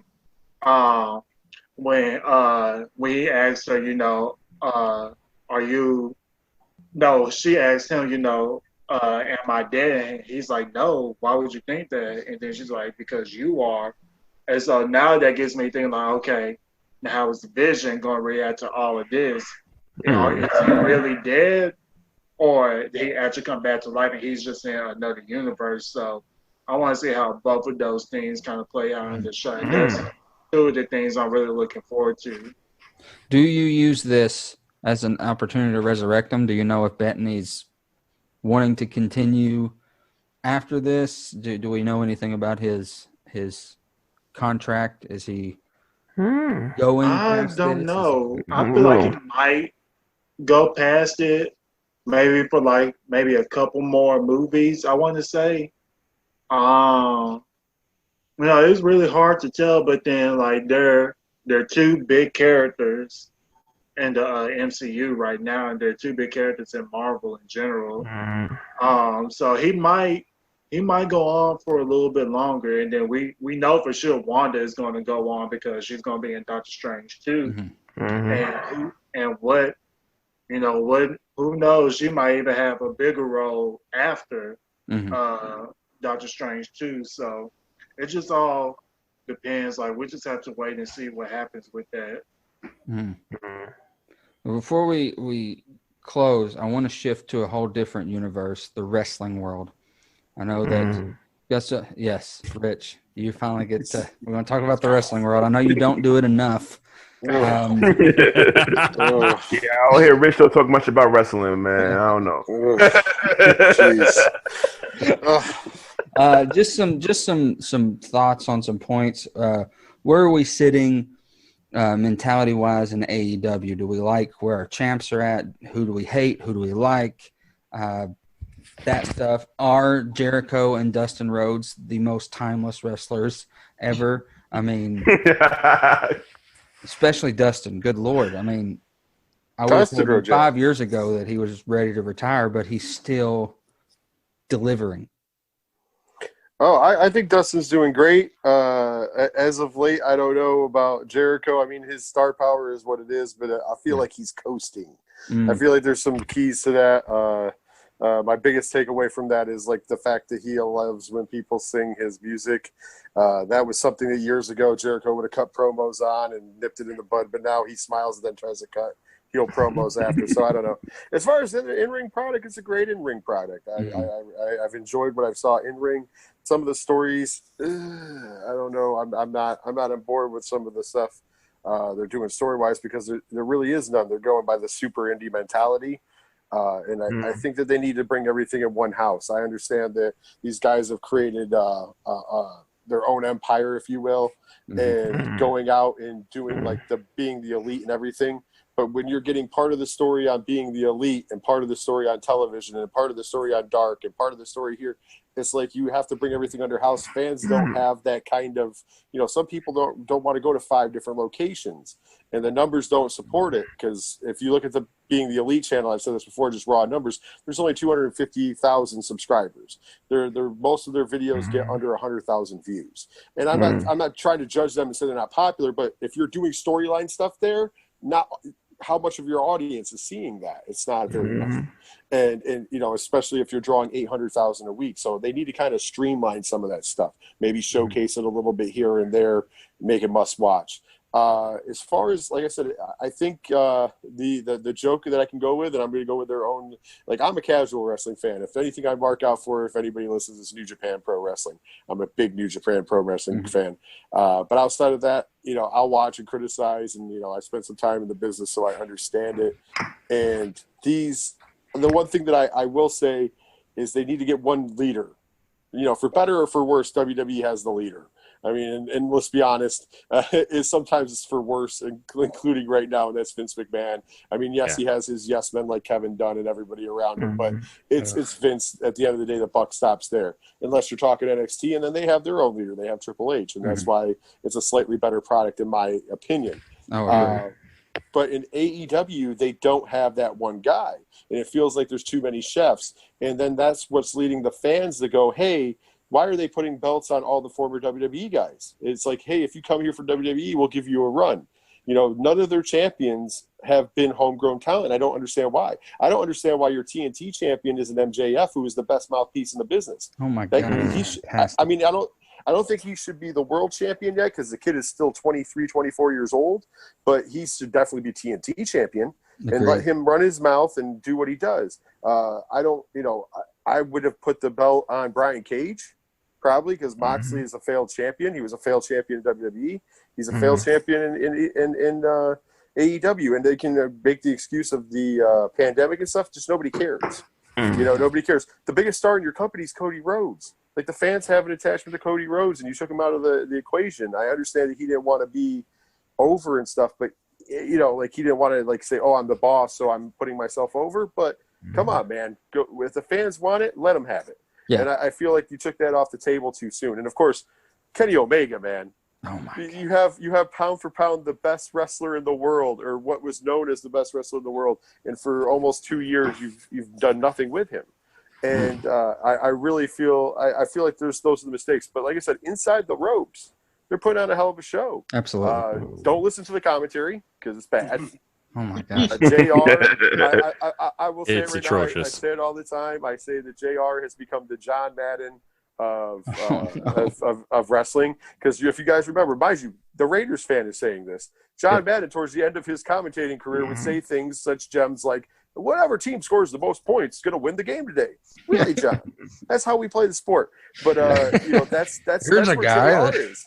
Yeah, that's what JR's doing. And hence why when he just got in trouble for his comment about wardrobe malfunction, I don't think he would thought anything of it, because he just wasn't. He's working from the old Jerry Lawler playbook. Yeah, it felt like JR. Back when JR was hot, he used to yell, "Oh my God, let's Stone Cold." He used to get you hyped. I don't know. He's now. He's the voice of my wrestling generation. Agreed. Honestly, I tell people that all the time, and I'm like, I'm not crapping on him to crap on him, because he's the voice of, he will always be my wrestling generation's voice. He really will. Yeah. But it just like the two things that I've always said that most people don't understand is, I grew up here in the Northeast. I grew up a WWE fan. When I was a kid, we had Dre. I mean, even Attitude Era. WWF is a Northeast territory. And so when even in Binghamton, which is upstate New York, that's where I'm from, they used to come 6 times a year when I was younger. So you see them all the time, and then there was 4 times a year. Now it's hardly at all. But whatever. Once. And it's the house show. When they want to go to the garden. Yeah, but they don't even go to the garden anymore. They go, they go over Barclays now. But I just put, it's one of those things that, you had Howard Finkel and the And New, which is caught on, rest his soul. But I mean, think about that. He was the person who made And New popular. And then you had Jim Ross later on. And those were the 2 voices that you always remember in wrestling, as far as somebody from the Northeast in particular, and other people as well. And it's just sad that he's going down that way. But I think AEW is doing in the right direction for the most part. I think they just need a leader who steps up and says, "This is the vision. This is what we're going to achieve, and this is how we're going to do it." I think they need to start putting some championships on some homegrown talent, because I think that's where their fan base, the diehard fan base, is really upset with them, is they're not putting championships on that hardcore fan base. And they just keep doing what they're doing in between the ropes. I mean, who would have thought somebody like Orange Cassidy was going to get over? Oh my gosh! I enjoy it, but who would have thought it? I'll tell you I'm a who's fan. not over with me, and that's Sammy. Oh, Him I'm and not his- a Sammy fan either. Look.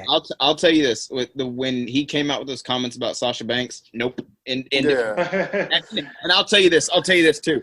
With that being said, I personally, if I was a booker or if I was, in charge of AEW or whatever wrestling promotion, you're not. You don't. Not in this. Time of the world. You do not say that. This is the sad part, and I will say this to that. This is the sad part. They're the only company, and I'm not trying to be an ass about it, who hasn't punished anybody who is caught up with anything. Justin Roberts had a bunch of sexual allegations against him. Sammy Guevara had that issue, and he's the only one got punished at all. He was suspended. There is an unnamed WWE performer in 2013 who sexually assaulted a pro wrestler. Now, she wouldn't give up the name, but when asked by a fan if that person's still in the business, she said, yes, you can watch him every Wednesday night on TNT.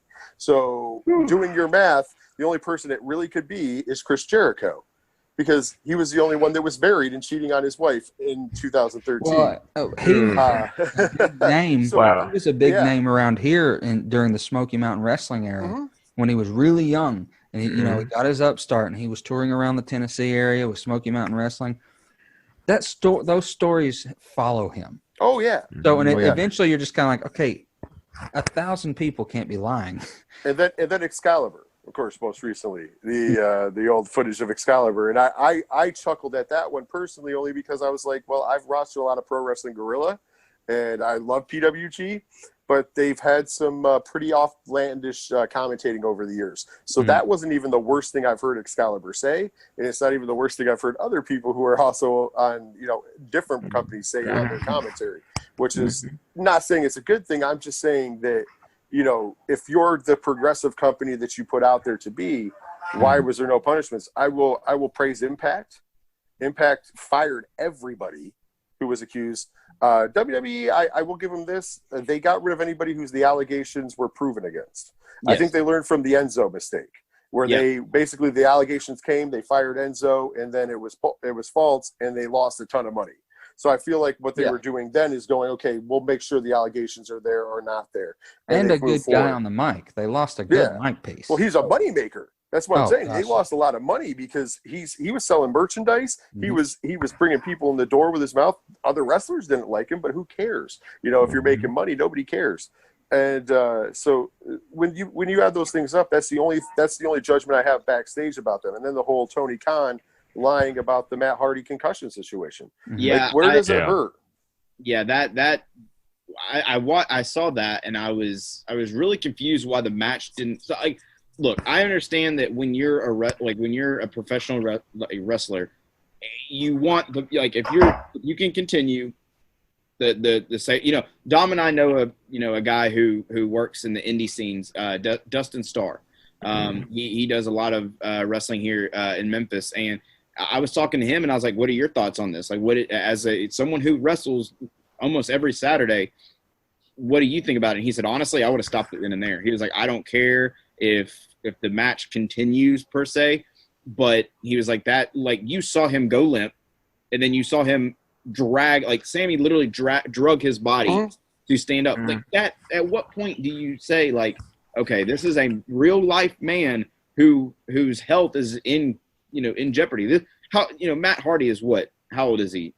I do believe he's in his late 40s. Yeah, late 40s. 46, 47. Yeah, I mean, how much time does he have left? He has a wife, he has kids. The man should have not done that. And that kind of AEW is one of those where it's if you are, I'll say this. Yeah, JT's 46. 46. Okay. So I'll say this. I don't watch AEW just because that's the nights that we record.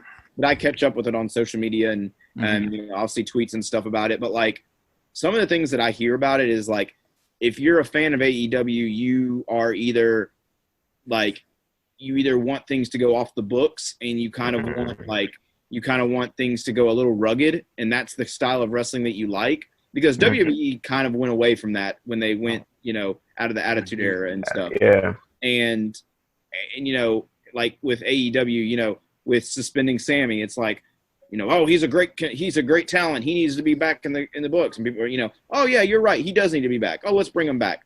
Well, he just said this about someone who is very popular in the, you know, in the world, not even the wrestling world, but in the, you know, just as a celebrity. Like Sasha Banks is huge now. She's in The Mandalorian too, for God's sake. Oh my God. Like, I mean, she's huge. So why would you know, he should have been fired. Then on top of that, right after all this happens, he throws a chair at Matt Hardy, busts open his head, like, you know, in real life. And then he dropped off of a, you know, a machine and and basically just cracks his head. Like, I mean, watching that over and over again on replay, that was like, I cringed every time. Well, the first part of it. Oh, sorry. So question. AEW. So what is kind of similar to ECW-ish or WCW-ish? They're trying to be WCW 3.0. They're mixing in a little bit of that ECW attitude era stuff. The problem is Tony Khan is what I would go back to saying by Booker days. It's one of the business you call a money mark. For the longest time, what you do is you find somebody with the money and they put on the show.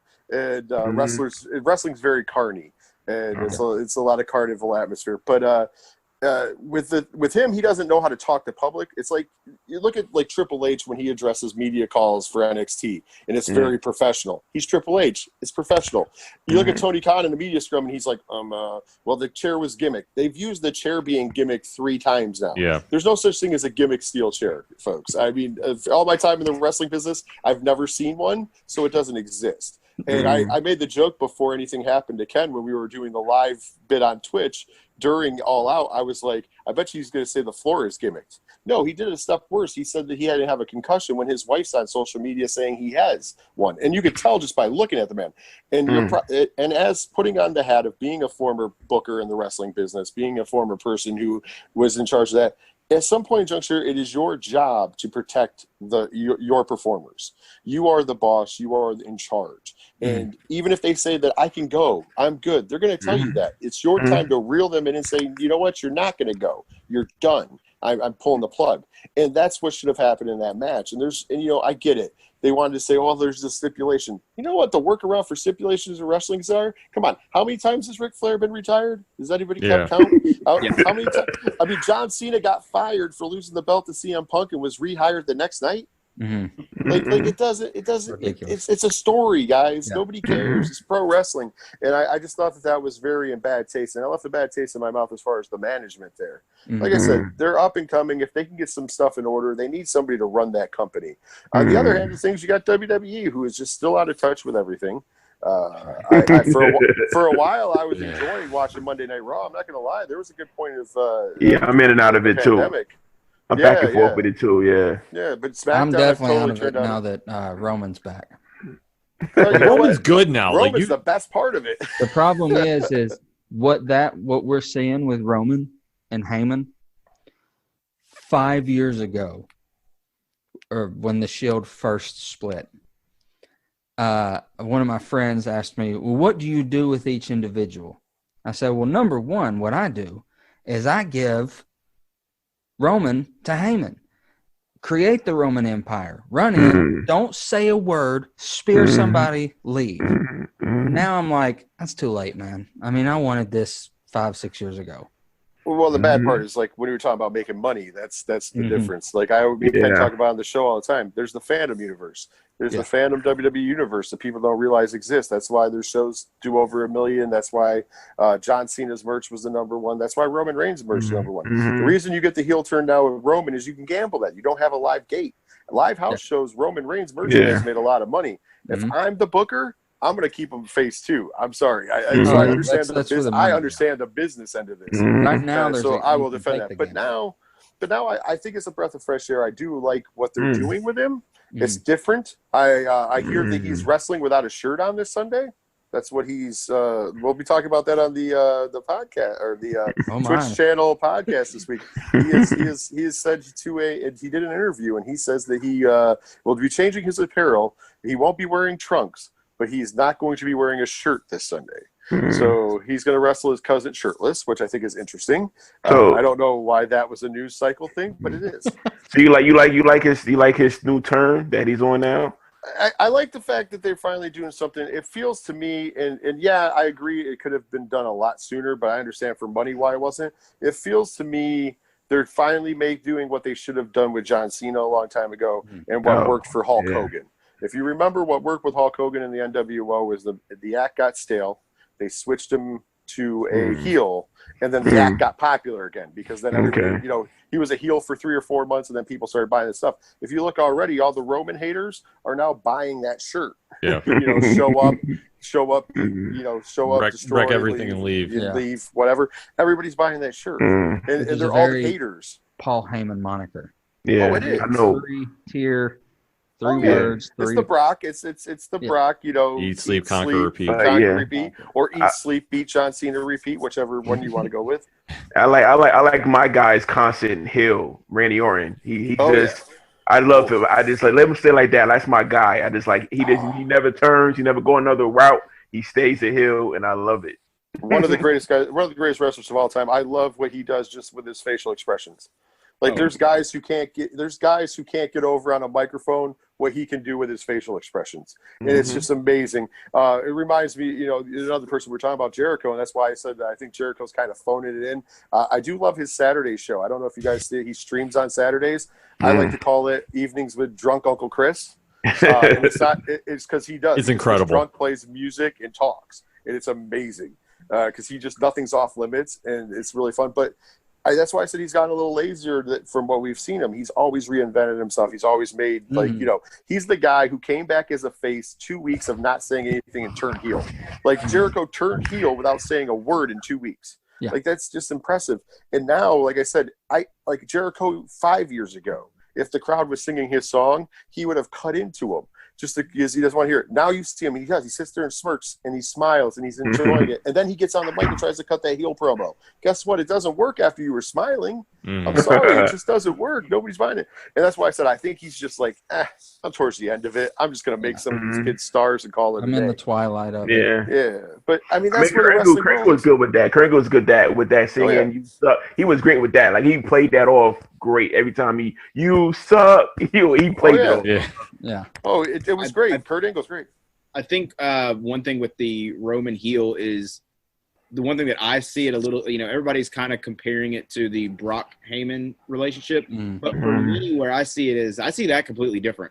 I see it as two separate relationships. Brock and Heyman were friends. Brock wasn't good on the mic. Now, Roman is necessarily not good on the mic. Heyman is one of the all-time best mic. Yeah. He can That's true. At any point. And the thing about it, though, is Roman has kind of turned to where it's like, I want to get it done my way. You're just going to help me. When Brock's it was like, hey, yeah, you're my friend. You can kind of help me along the way. Like sometimes when Heyman's talking, I don't know if y'all noticed this or anything, but when Heyman's cutting a promo, just watch Roman's face. There'll be times where he's in disgust with what Heyman's saying, but then he clicks and he's like, well, if it's going to help me win, I'm going to do it.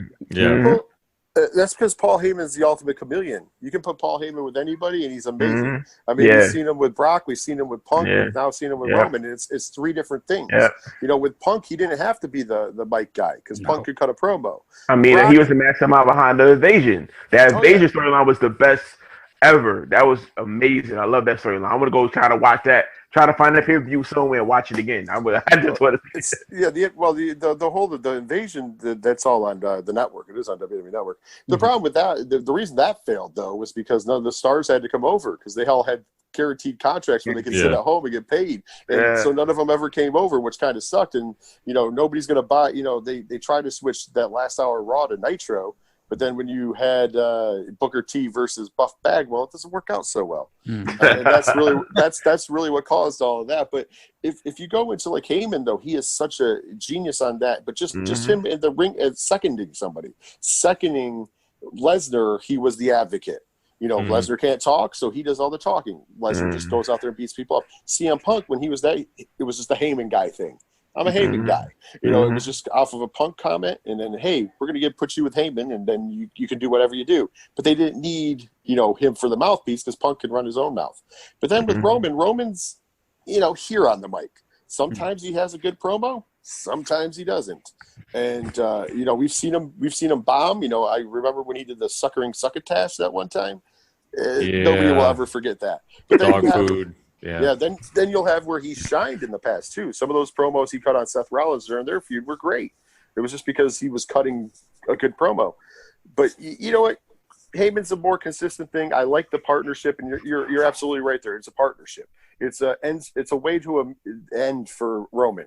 Roman's like, I need to get back into winning ways. I don't, you know, the heel part of this is I don't care what I have to do to be the champion. I just need to be the champion. If that means I sign Paul Heyman because Paul Heyman will give me the best deals, I sign Paul Heyman. If that means I have to beat up my cousin on pay-per-view, that's what I'm going to do. And I like this. I like that storyline. I like the fact that they made Jey Uso the number one contender. Somebody's like, oh, I can't believe they did that. I'm like, it's a perfect storyline for Roman. It's showing that Roman, we know he's close to his cousins. They're all like brothers. Him and the Usos are like brothers. They grew up that way. Guess what, though? I'm going to kick the hell out of him. It's what he's saying. I'm going to beat you up so bad, you know, our family isn't even going to talk to me. You know why? It's not personal. I just need to be champion. That's all that I care about, is being champion. And I like that storyline because it's fresh. It's something new. And especially on SmackDown, where they were doing such a bad job with every storyline. And then you have NXT that's like, you know, it's in the rock and the hard place, man, because there's all the fans who are, you know, burned by WWE, who have gone and vowed away from WWE and gone straight AEW or elsewhere and won't watch anything related to WWE, so they won't watch NXT. Then you have that fandom universe I talk about, because it's there. They're buying the stuff. They won't watch anything that's not Raw or SmackDown. And NXT doesn't fit sports entertainment. So then NXT doesn't get that crowd. So then NXT's just getting a random crowd of people who like wrestling. And the reason why I think it's getting an older crowd isn't to crap on it. It's because it reminds people of the days where you had storylines, simple storylines. I don't like you because you beat me. I don't like you because you turned your back on me. I don't like you because of jealousy. All their storylines are simple. And then they make it work. That's how you end up with great feuds like Gargano and Ciampa. That's how you end up with Adam Cole having great feuds with it. And they're doing some of the best wrestling in the United States. The last couple of weeks of NXT have been a little rough on television, but for the longest time, they were throwing a consistent product out there, and people were just not watching it. And I think that's why I said to Ken before, if they could get away with WWE and just leave that out and not be their own separate entity, they would be right on top of the game. But as far as the wrestling world goes right now, you know, AEW, their NXT's on TV to keep AEW from being over 1 million views a week. And and when you look at people bragging about AEW winning every week, I said it last week and I'll say it here. You guys should really think about it. They're not really winning every week. No. Vince is winning every week. Yeah. Because for every week except for one, you haven't made it over 1 million. And that means he's won. That was the whole goal. Yeah. It was never about NXT beating you in the ratings. It was never about any product, whatever. And you're more than welcome to go up against Raw or SmackDown, because that Phantom universe is going to show up over 1 million, and you're going to lose even more people. It's a no-win situation. What AEW needs to do, going back for the final time with that, is they need to have a person who's in charge of the centralized thing, and they need to stop letting WWE live rent-free in their head. We don't need Miro coming out going, I'm tired of brass rings and shove brass rings up your ass. Who cares where you were before? Remember back in WCW and WWE when they were really hot at war, with the exception of when Eric Bischoff started getting really cocky, and that was towards the end of them winning. They never mentioned each other. They never on screen said, oh, you know, whatever. When they started doing that is right around the times, i.e. the Tony Schiavone line, oh, Mick Foley, who used to be Cactus Jack here, is about to win their title. That'll put the asses in seats. And then 6 million households turned over to watch the main event because they wanted to see Mankind become champion. And that was the first time they ever lost a segment in 83 weeks. And then the following week was the first week that they lost the ratings war. That was the end of the 83-week streak because of that mistake. Because they got cocky. And that's why you don't mention your competition. That's why you don't do it. It's not because they don't exist. You just don't do it because focus on your product, make the best product possible, and let it go. I mean, there was a lot of implication. Because think about it, the NWO was implied that those guys came from WWE. Like it was implied that they were invading from the WWF. Fans thought that was happening, and that was great. But they never mentioned the WWF. They said, we came from up north. We came from New York. We came from, they made the lingo, but they never said it. And it was perfect, and that's how they won. And AEW's mistake is they're coming out every day, and they're comparing themselves to the crappier versions of what, don't compare yourself to what SmackDown's doing. SmackDown's putting on a crap show. It's still doing 2.5 million viewers because of that Phantom universe. Don't compare yourself to Raw, who is hit or miss. For part of the pandemic, they were really good. And then Paul Heyman lost his job, and that was it. But yeah, don't compare yourself to that. Compare yourself to what you want to be in your vision. Push who you want. And don't be scared that Kenny Omega should be a champion. I don't care that he's an executive vice president. Cody Rhodes should be a champion. Don't care because he's the most over guy you got. MJF should be a champion and push to the hills. That kid's mouth is gold. Like I said, he might not be. He shouldn't be the world champion. And I like how they ended that match because it saves him. It makes him look strong in the future. But I don't need him world champion now. But TNT champion, there's no reason he ain't your secondary champion. Running his mouth every week till somebody beats him, and that's what they need to do. But instead, no, let's just give the belt to Dean Ambrose 2.0. John Moxley, and give the belt to Brody Lee, the FTR. And I love Brody. I know Brody personally. I worked with Brody a ton when I was when I worked for Squared Circle Wrestling. I mean, he was our champion at one point. He's a great guy, and I love seeing him on television. But at the same time, you got MJF. He's a gold mine. He's the future of the business. Give that kid the rub. I don't even mind this Team Taz business they got going on. And I found myself lately being a fan of Lance Archer. And I think he'll have a decent match with Moxley because they had a great one at Wrestle Kingdom. The same match they're going to have on Dynamite they had at Wrestle Kingdom. And if they copy that match, it'll be an amazing match. Oh, by the way, does anybody else think that parking lot brawl should have been 5 stars? Hell no. Do you want to end on that? The whole storyline was based off dissing somebody's mom's minivan. Yeah. Enough said. You mentioned a name, and I had one question to close out wrestling, but now I have 2. Okay. Do you think that Seth Rollins is running his course? Do you think that it's time to move on? What are your thoughts? I think the gimmick is starting to. I mean, the fact that rehashing the "Who's Your Poppy" storyline, that was absolutely atrocious and completely bombed the show last night. I think that the gimmick needs to change. I'm a huge Punk fan, and I've seen the Savior storyline. Yeah, no, I agree with it. I'm a big Punk fan too, and just what they're doing, they just lost their way. And I think a lot of that stuff was started when Heyman was in charge, and the fact that he's gone now, they have no backup plan, and they're just flying by night.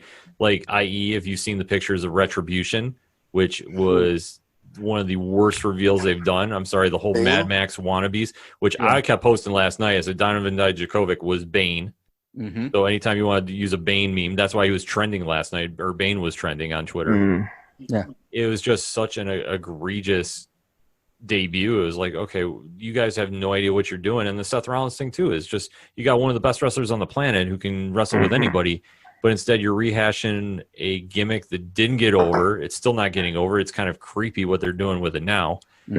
So, like, I don't know. I think they just need to refresh him and get him doing something else. And basically, they're going to get a free one coming up here, though, because he'll be checking out for paternity leave soon. Yeah. So, I mean, they're going to get a good run out of it because he'll be off television probably for 2-3 months. And when he comes back, that's how you handle it. I mean, the way I would handle it is you come back, you bring him back as a baby face again. I like him better as a heel, but whenever somebody comes back, they always get a pop. If there's live crowds again, that'd be perfect because he's going to come out, get a pop, let him do a quick baby face run for 4 or 5 months, and then just let him go back to the sniveling heel. I don't need him to be the savior. I don't need him to be Messiah. It was a good gimmick until they watered it down. Until he started poking people's eyes out and all that happy jazz. It was a good gimmick, but now it's kind of run its course. And you need to get he's a better sniveling heel. Just make him sniveling. Just make him the horrible, whiny. He's better at that. Like when H kind of was like, I'm picking you. I've handpicked you. Here's your security team. They're going to watch your back. And he's just backhanded and, weaselly. And I was like, this is a heel I like. I like this. for Seth. The problem is when they make the Messiah thing, it's pretty much based off of the fact of the gimmick that he used in ROH, Age of the Fall. Mm-hmm. But the problem is he wasn't the leader of the Age of the Fall. It was Jimmy Jacobs. Mm-hmm. He was Jimmy Jacobs' backup. It was him and Necro Butcher, of all people. So, I mean, and then he broke out on his own off of his athletic ability, and he was a face when he was the Ring of Honor champion before losing it to Kevin Steen. But that's what they were trying to rewrite off of. You know, WWE likes to do that sometimes. You know, everybody's like, oh, they hate what they don't make. It's not necessarily true because they took that from Ring of Honor. They took the Summer of Punk from Ring of Honor almost verbatim. Mm-hmm. You know, I mean, Punk did all the mic work, but think about it. The Summer of Punk was him leaving Ring of Honor. He signed his WWE contract on the Ring of Honor title. Yeah. You know, and then he kept defending the belt. Like everybody's like, oh, this is his last show. He's got to drop the belt. And he kept winning. It led into finally he lost the night before he left. Mm-hmm. And it was one of those things that like they just took kind of verbatim and ran with. So they like to borrow all the time. Once again, the wrestling business does that constantly. But it's I think he'll come back as a face because people are going to forget about, you know, people will be happy to see him after a 3-month absence. Mm-hmm. He'll come back. He'll do some stuff for a little bit. And then I hope they put him just back to regular old sniveling, maniacal Seth Rollins. Yeah. Move from there. One guy who is absolutely just, I mean, blown me away is Dominic Mysterio. Ooh. He has been fantastic in the matches they put him in. I mean, for being a young up and coming guy, like I think maybe he needs to kind of, I don't know, you know, WWE's great at dropping names. I mean, and we've gone in, you know, they've kind of said like why they changed their names. You know, Antonio Cesaro. Well, if he leaves, he can't use. You know, we don't want him to use this name, so we'll just drop the Antonio or Big E Langston. We can't have him being Big E Langston because we want to own that. And so, but I think maybe dropping the Mysterio, because if you have Mysterio in his name, all you're going to talk about is his dad, his dad. You know. So, like, if he needs to become his own, you know, persona. He needs to become his own wrestler. And I, for one, honestly, for the longest time, I thought he was going to join Seth Rollins. Oh, I felt like that was the way they were going to go, but they didn't. And I was like, that could have been so perfect. But going back to the Roman thing with the mic, when you mentioned that, it kind of brought up, it was actually in Memphis when he did not remember his line against with John Cena. Oh, get out. That was in Memphis. My dad and I were actually at the show, and he started talking, and then he just stopped.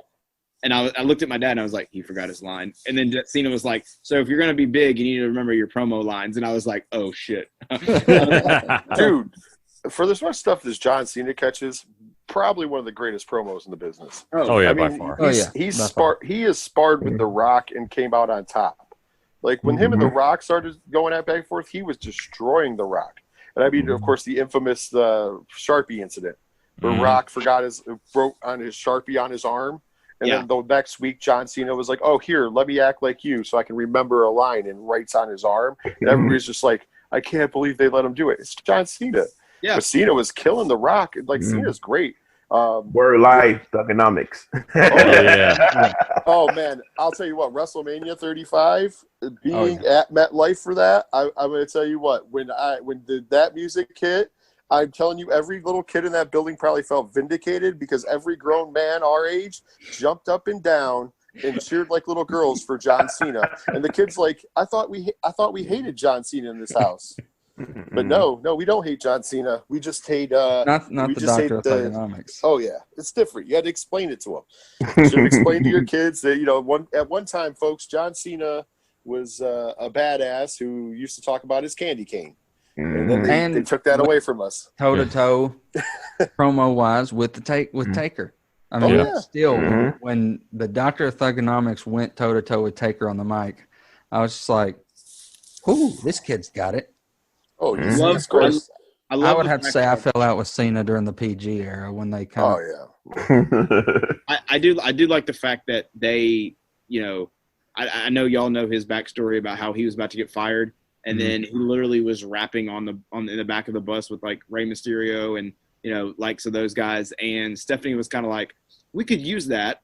Let's try to put this as a gimmick, and let's see where this goes. And then boom, here comes Thugonomics. I mean, he's just, yes, he's kind of followed in what The Rock has done, and that's okay. But I mean, yeah, unfortunately, I don't think he's going to be the one. As much as WWE, I feel like, wants him to be the one to break Flair's record, I think it's going to be Orton. Mm-hmm. Probably. Well, it might be. Well, here's the thing with Cena. The thing is, you got to remember, he sat on top of the wrestling business longer than anybody ever. Yeah. That's longer than Hogan, longer than The Rock, longer than Austin. Made more money than all of those guys too. But he sat on top of the world.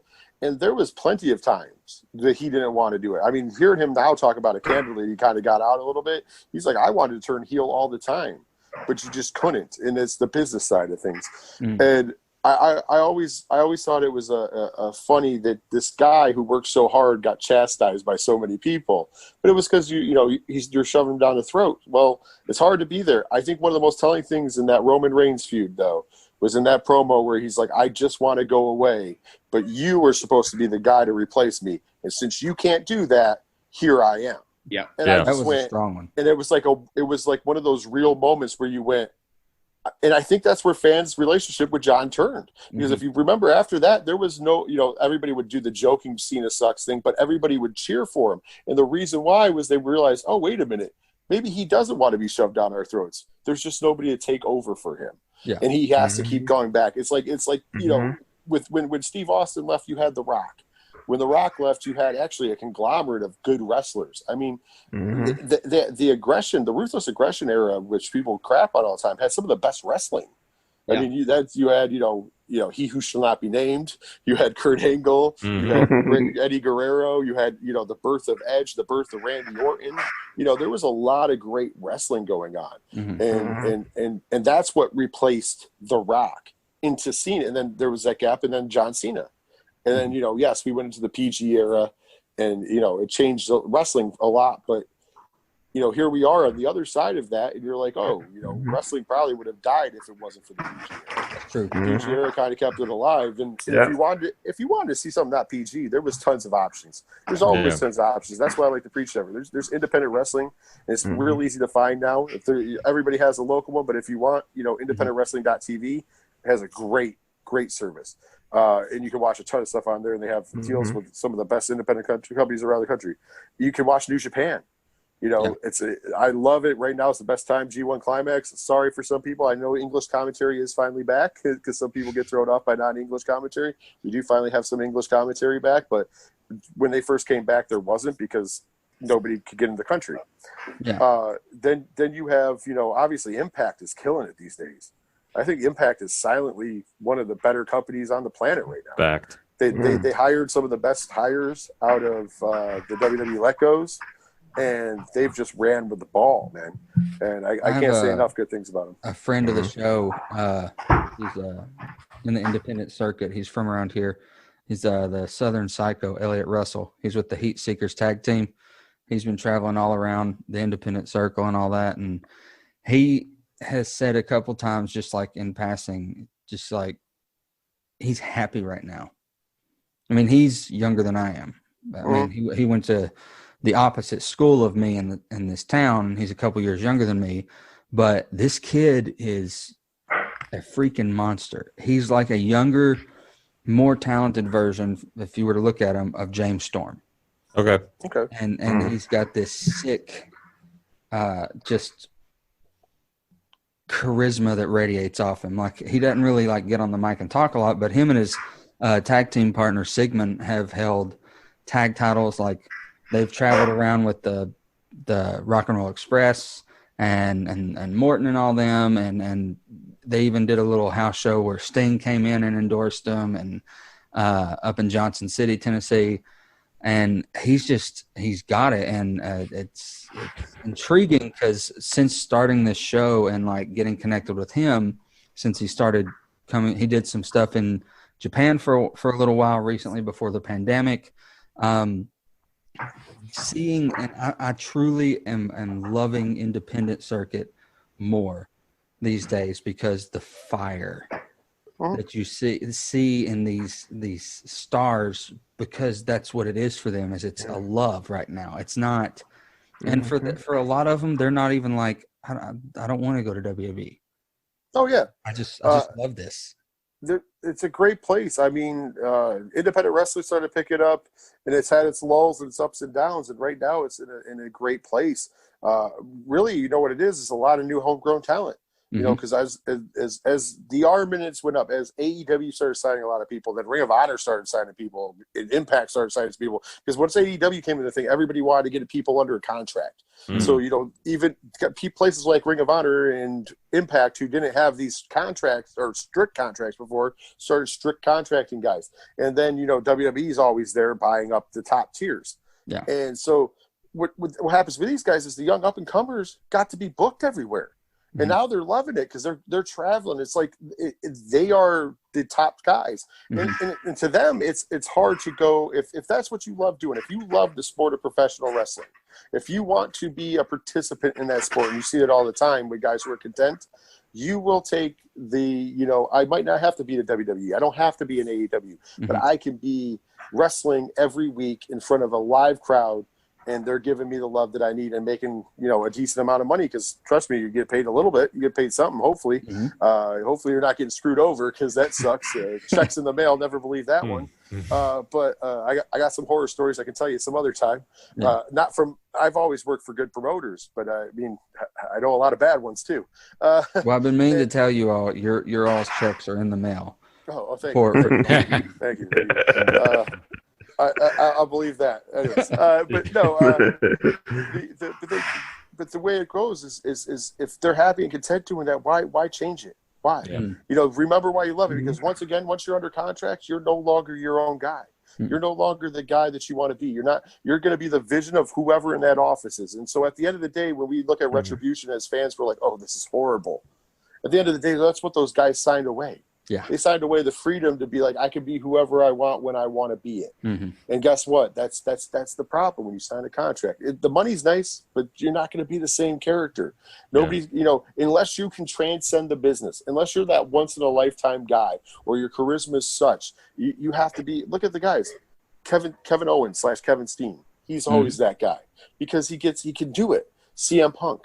You know, I'm just thinking of guys right now off the top of my head. Of course, Bray Wyatt created one of the best characters ever created. Whether they ruined that or not, it sucks, but he created it. And it's an amazing character. He was Husky Harris. Yep. Oh, yeah. Well, he was Husky Harris, and he had a couple other gimmicks that they were trying to stuff him under before they just like, hey, you know, we'll give it up. And it all came from a conversation with Dan Spivey. Because he basically took Dan Spivey's gimmick and ran with it. It's a really good time when you see guys like that. But for all those guys, we have the guy that comes up and is you know, they drop his name and make him a joke. I'm looking at Ricochet. Yeah, which is rough. It's rough because you know the talents. You know how you know, but that's what you signed up for at the end of the day. And some kids, and the reason why you're doing that is because some kids' parents are spending, you know, a ton of money on your shirts and stuff. So once you get the business end, you understand that you serve a different master. You don't serve the fan anymore necessarily. You serve money, and it's an interesting dichotomy when you really boil it down. But I'm glad your friends do it. Like I have a lot of friends who are still independent wrestlers. I have a lot of them that, you know, have made the jump to some of the greener pastures, if you will. And I was blessed that I got to work with a lot of top tier name guys and really, really, really good people. But, you know, some of my favorite guys are still on that local level. And it's not because they can't be up. It's not because they couldn't take a contract. A lot of them have been offered contracts from Impact or Ring of Honor. I mean, I'll say it right now, man. I mean, he has a contract, but one of my favorite people on the planet is Eddie Edwards. I've got a lot of good war stories with Eddie Edwards, a lot of good times, man. And a true story, the way I broke into the wrestling business is my first job was Eddie Edwards' handler. And trust me, Eddie Edwards he's probably taking years off my life is all I'm going to say. But I love him to death. He's a great guy. And And I'm just happy he gets his due in Impact. He wouldn't get that same due in AEW. He wouldn't get that same due in WWE. But the fact that he's been a 2-time world champion and everything else he's done is because of where he's at. And I think that's choosing the right place. And he got the offers. After that initial run with the Impact Championship, he got offers from World Wrestling Entertainment. He got offers when AEW opened up. He got offers from them. But he chose to stay loyal to the company who was loyal to him, and it's paid off. And that's the two different dichotomies you always have to look at. So when guys are unhappy, I was shocked to see Rude come over because he was TNA all the way, and he was one of those originals. And when he came over, I was like, wow, he came over. Well, he came over, and EC3 came over pretty much because out of the ashes of the Dixie Carter regime. Yeah. Like, people just wanted away from Dixie. And so it was a bad place to work. And that's the only reason they came over, because James Storm half made the jump a couple times to NXT, if you remember. NXT. And it never, he never quite made the full circus jump. thing. And Yeah. It's weird. I loved those two in TNA. Your money. I will throw this out there. The guy who you have to blame for Impact wrestlers not being booked better in WWE is Wildcat Chris Harris. Because when they hired him and he showed up and overweight and was horrible, that's why AJ Styles had to go to Japan before going to WWE and get the stank off of him.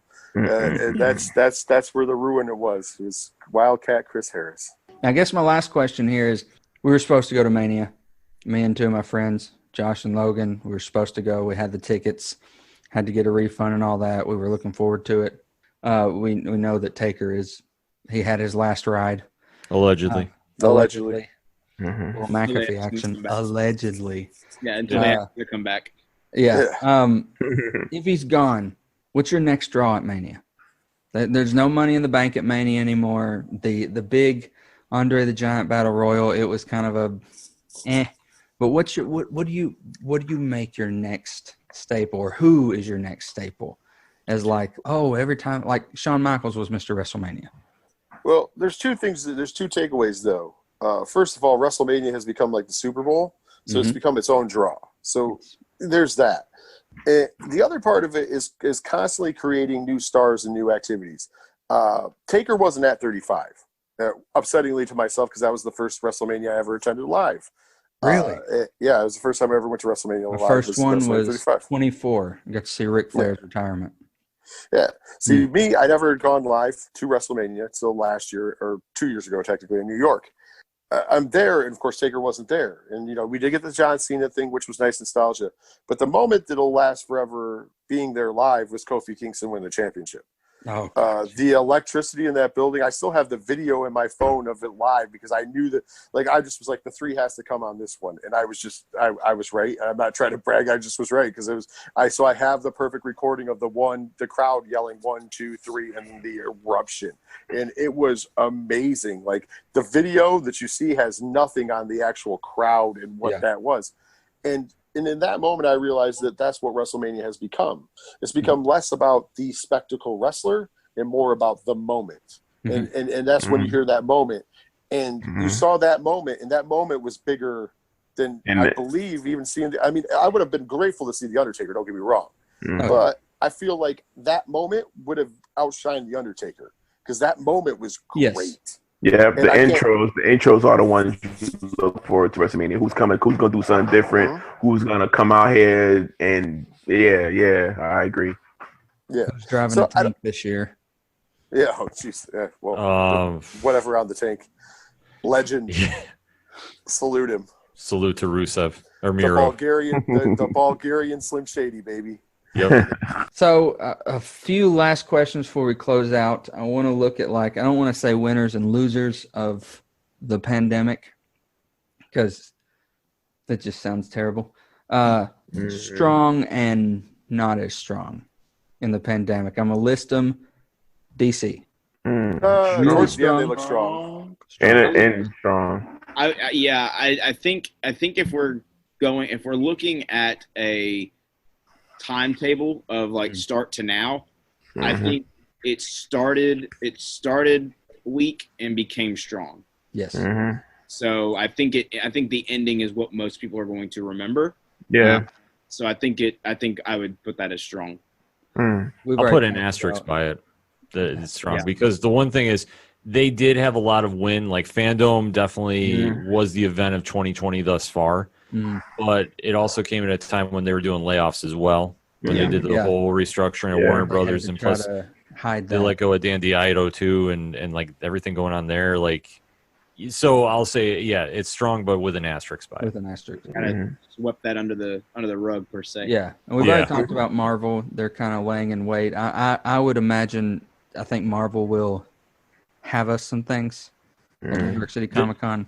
So far, they've just announced a lot of things on Hulu, but I'm not doubting a late minute response Yeah, because they got 3 new shows they're doing panels for.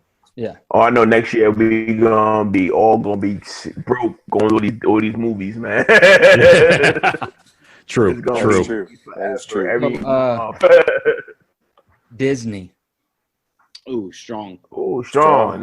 Disney Plus, strong. man. Ooh. Disney Plus, strong. Yeah, Disney Plus. Yeah, I Yeah. can only imagine the numbers that have increased through the pandemic. Yes. Oh yeah, Yeah. I think I saw that when Black is King was released on Disney Plus. Disney Plus saw a huge increase in subscribers, only just because Beyonce fans want to see her new music film. So I thought that was really interesting stuff. And Hamilton. Hamilton, too. too. Yeah, I forgot about Hamilton. Yeah, You know and what- she's doing the album for Black Panther 2, where, we assume. I'm kind of upset though about that because I wanted Kendrick Lamar back. I Yeah. love the Black That was Panther a 1 rumor. soundtrack. Yeah. I don't think that's Oh man, I'm sorry. I love that Kendrick Lamar Black Panther 1 soundtrack was amazing. Oh, it was. Yeah. Yeah. I can't even lie. It's up there with Guardians. I have a feeling Oh, he's yeah. gonna come back for it. He's definitely I gonna hope try to so. come back for it. Mhm. I hope so. He was great. But yeah, Disney Plus doing innovative things, bringing in new people, and they haven't even hit us with all the stuff that we've been promised yet. And it's coming, but it's like there's 3 more Star Wars shows coming in the future, They've got and all the spin-off. Marvel stuff. They've Yeah, got for Star Wars, they've got season 2, season 3, and then a potential season 4 of The Mandalorian. They've got all the Marvel shows that they've announced up until 2022. Then they've got for Star Wars, they've got the Cassian Andor Disney Plus series, and they've got the Obi-Wan Kenobi series. However, I'm excited for that one. they just released that Obi-Wan Kenobi series is only going to be 1 season long. Sucks. For right now. Yeah. for right now, yeah. And then they also have the Ahsoka Tano series coming out. Yeah. Because they casted that, and obviously she'll be in Mandalorian season 2. I mean, they've got so much going in, and they hit their 5-year goal. What was it, 2 months ago? They had a 5-year goal. They hit it. Yeah. It's ridiculous. They definitely are winning the new side Stream War, so got to be excited for what they're doing over there. Absolutely. Yeah. Joss Whedon. Looking weak. I'll tell you what. We'll put it on hold until the Snyder Cut comes out, and then we'll Gotcha. really bash it. Let's Gotcha. be honest. Yeah. And we already talked earlier. Comics are looking strong. People are, since they've been locked in, they've if they weren't comic readers now, you're seeing comic readers coming out of this, whether it's through Audible. I know that the Sandman Audible book had a huge influx of downloads and purchases through the pandemic, which it's fantastic. If you haven't checked it out, that voice cast is A+. And plus, a lot of them are doing Kickstarter now. Mm-hmm. That's one thing, too. Like, I know Brian on Cheers to Comics has been having a lot of creators come on and been promoting. Like, David Pepos has got this new Oz book coming out, which is basically like if The Wizard of Oz was in, like, post-apocalyptic world. Like, it's a cool take on it. Scott Snyder has a book coming out called Noctera with Tony Daniel, which is supposed to be, like, kind of in that same vibe, too. And there's a couple other indie books too. I know Punk Tacos Volume 2 is coming out. Like, there is so much going on with Kickstarter and indie comics too. Keanu Reeves has got a comic book series coming out. Yeah. I don't know what I think of that though. We've talked about streaming services. What about gaming? Where are we sitting with gaming? Is it strong? Is it weak right now? Video gaming or Especially with RPGs? Video gaming, Video especially game. with the console wars going on. It depends on what you like. I mean, I'm a Madden guy, so I'm good. I got the Avengers, and I still finish my Iron Man VR, so I got to catch up with that. So I think gaming been on point so far. I think PlayStation's gonna win, but I'm a Sony guy, so I'm biased. It's going to be a big year for gaming regardless, with two new next-gen systems coming out. It's going to be a huge year. Next year should be even bigger with all the promises of everything coming out. So, I mean, gaming is firing on all cylinders right now. I mean, we already had some great consoles, and then to add to that, it's amazing. Nintendo is still doing the Switch, so Yeah. nothing wrong there. I'll say the Switch is amazing. Oh, absolutely. Yeah, it's one of my better consoles that I have. Like you can just take it anywhere and play it anywhere. For me, I would say strong, but I would put an asterisk by it, just simply because there has been the downside of trying to pre-order these next consoles. Yes. And that is a True. huge problem in itself. Like I know Dom and I got the Xbox Series S today. Dom got the PlayStation 5 like last week, and we both had problems getting it. And so that's, and then I know y'all all saw Amazon come out and say, hey, thanks for ordering from us, but you're probably not going to get it until a month later after it releases. So, like, that's a problem. Like, you've got, like, that's got to be fixed. That's got to be, we don't pre-order things so we can get them a month later. Exactly. Yeah. If that was the case, then you would just get them a month later. When Exactly. So I just think that's a little small thing they need to work out. But other than that, I mean, I view the console wars like I view Marvel versus DC. Let them hash it out. Let them make us happy. Agreed. As a fan of both consoles, let them continue to compete, continue to put out these games, put out these consoles. These prices are very affordable. I mean, it is. Yeah, they are. That was like, yep. All right, I'm done. I'm sold. Let me have that. Yeah, I was shocked at the Sony announcement because the last thing I had read was they were seeing that creating them alone was taking upwards $450 per system just to create a PlayStation 5. They want to make money in that first year. They're going to have to make it a $700 system. But they didn't. They're going to write off this first year, kind of like, we can lose some money here. Yeah. Well, the game is not in the system; it's in the return business. Yeah. So, like, if you take a loss on the system, that's fine. Both Sony and Xbox or Microsoft, have gotten in the business of putting out games through gaming platforms. So now that's where they're trying to make their money off of. So Sony's going to make their money off of a Miles Morales Spider-Man game, in this Bethesda deal for Xbox is going to make them more money. So if you take a little chunk off of the price, you'll make up for it on the back end all day. Right. So I think it's the smartest thing they've done. Batman game, they're gonna make a whole bunch of money off of that Batman game. Oh yeah. Oh yeah. So I have been that's waiting the best part. for a chance to play as Red Hood for a long Oh yes. Well, Yeah, guys, I want to thank you for this. Let's one last time go around the table where the listeners can find you on social media and your podcast. ECA, let's start with you. You can find us basically on every streaming platform. We're East Coast Avengers. And then Dom, you want to tell them about our social media platforms? Yeah, so we're on Twitter. We're on Instagram. Twitter, you can follow us at East Coast Avengers. That's EastCoastAvengers. So East Coast Avengers. No E's in the Avengers names. And then you can find us on Instagram, ECA_podcast. JT, what else are we on? I feel like I'm missing something. You can find us on Twitch at twitch.tv/ECA_901. And you can find us on YouTube. Just search in the search bar East Coast Avengers. We actually just passed, funny fact, when we started East Coast Avengers on YouTube, there was a rock band called East Coast Avengers. And they would put out these metal hits and just like hair banging, hits and stuff. And we were like, our goal was to pass them when you search for us, and we finally did it. So Right on. get out of the way. I think for all 5 of us, all of our personal accounts are on each one of our social media platforms. So if you go under East Coast Avengers, you can find all of our personal platforms there. So, but yeah, it's been a lot of fun. We definitely appreciate y'all having us on. Unfortunately, I'm glad that Dom and I were able to get on. Unfortunately, the rest of the crew could not be on tonight, but from them, they want to thank y'all for just kind of, having at least some of us. Of course, anytime. Dre, where can we find you, brother? Yeah, you can find me on DreDriven 83, Twitter, that's all. Like I said, you can find me there. You can find me tagged in Ken, tagged in some other stuff. So I'm always tagging these guys, and it's the love I show to them. So there you can find me at. We're very thankful for the love. Trust me. Ken M.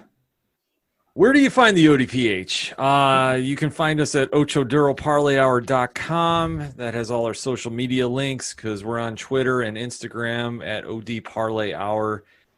Yeah, that's the name for both of them because I made it easy so I'd always remember that.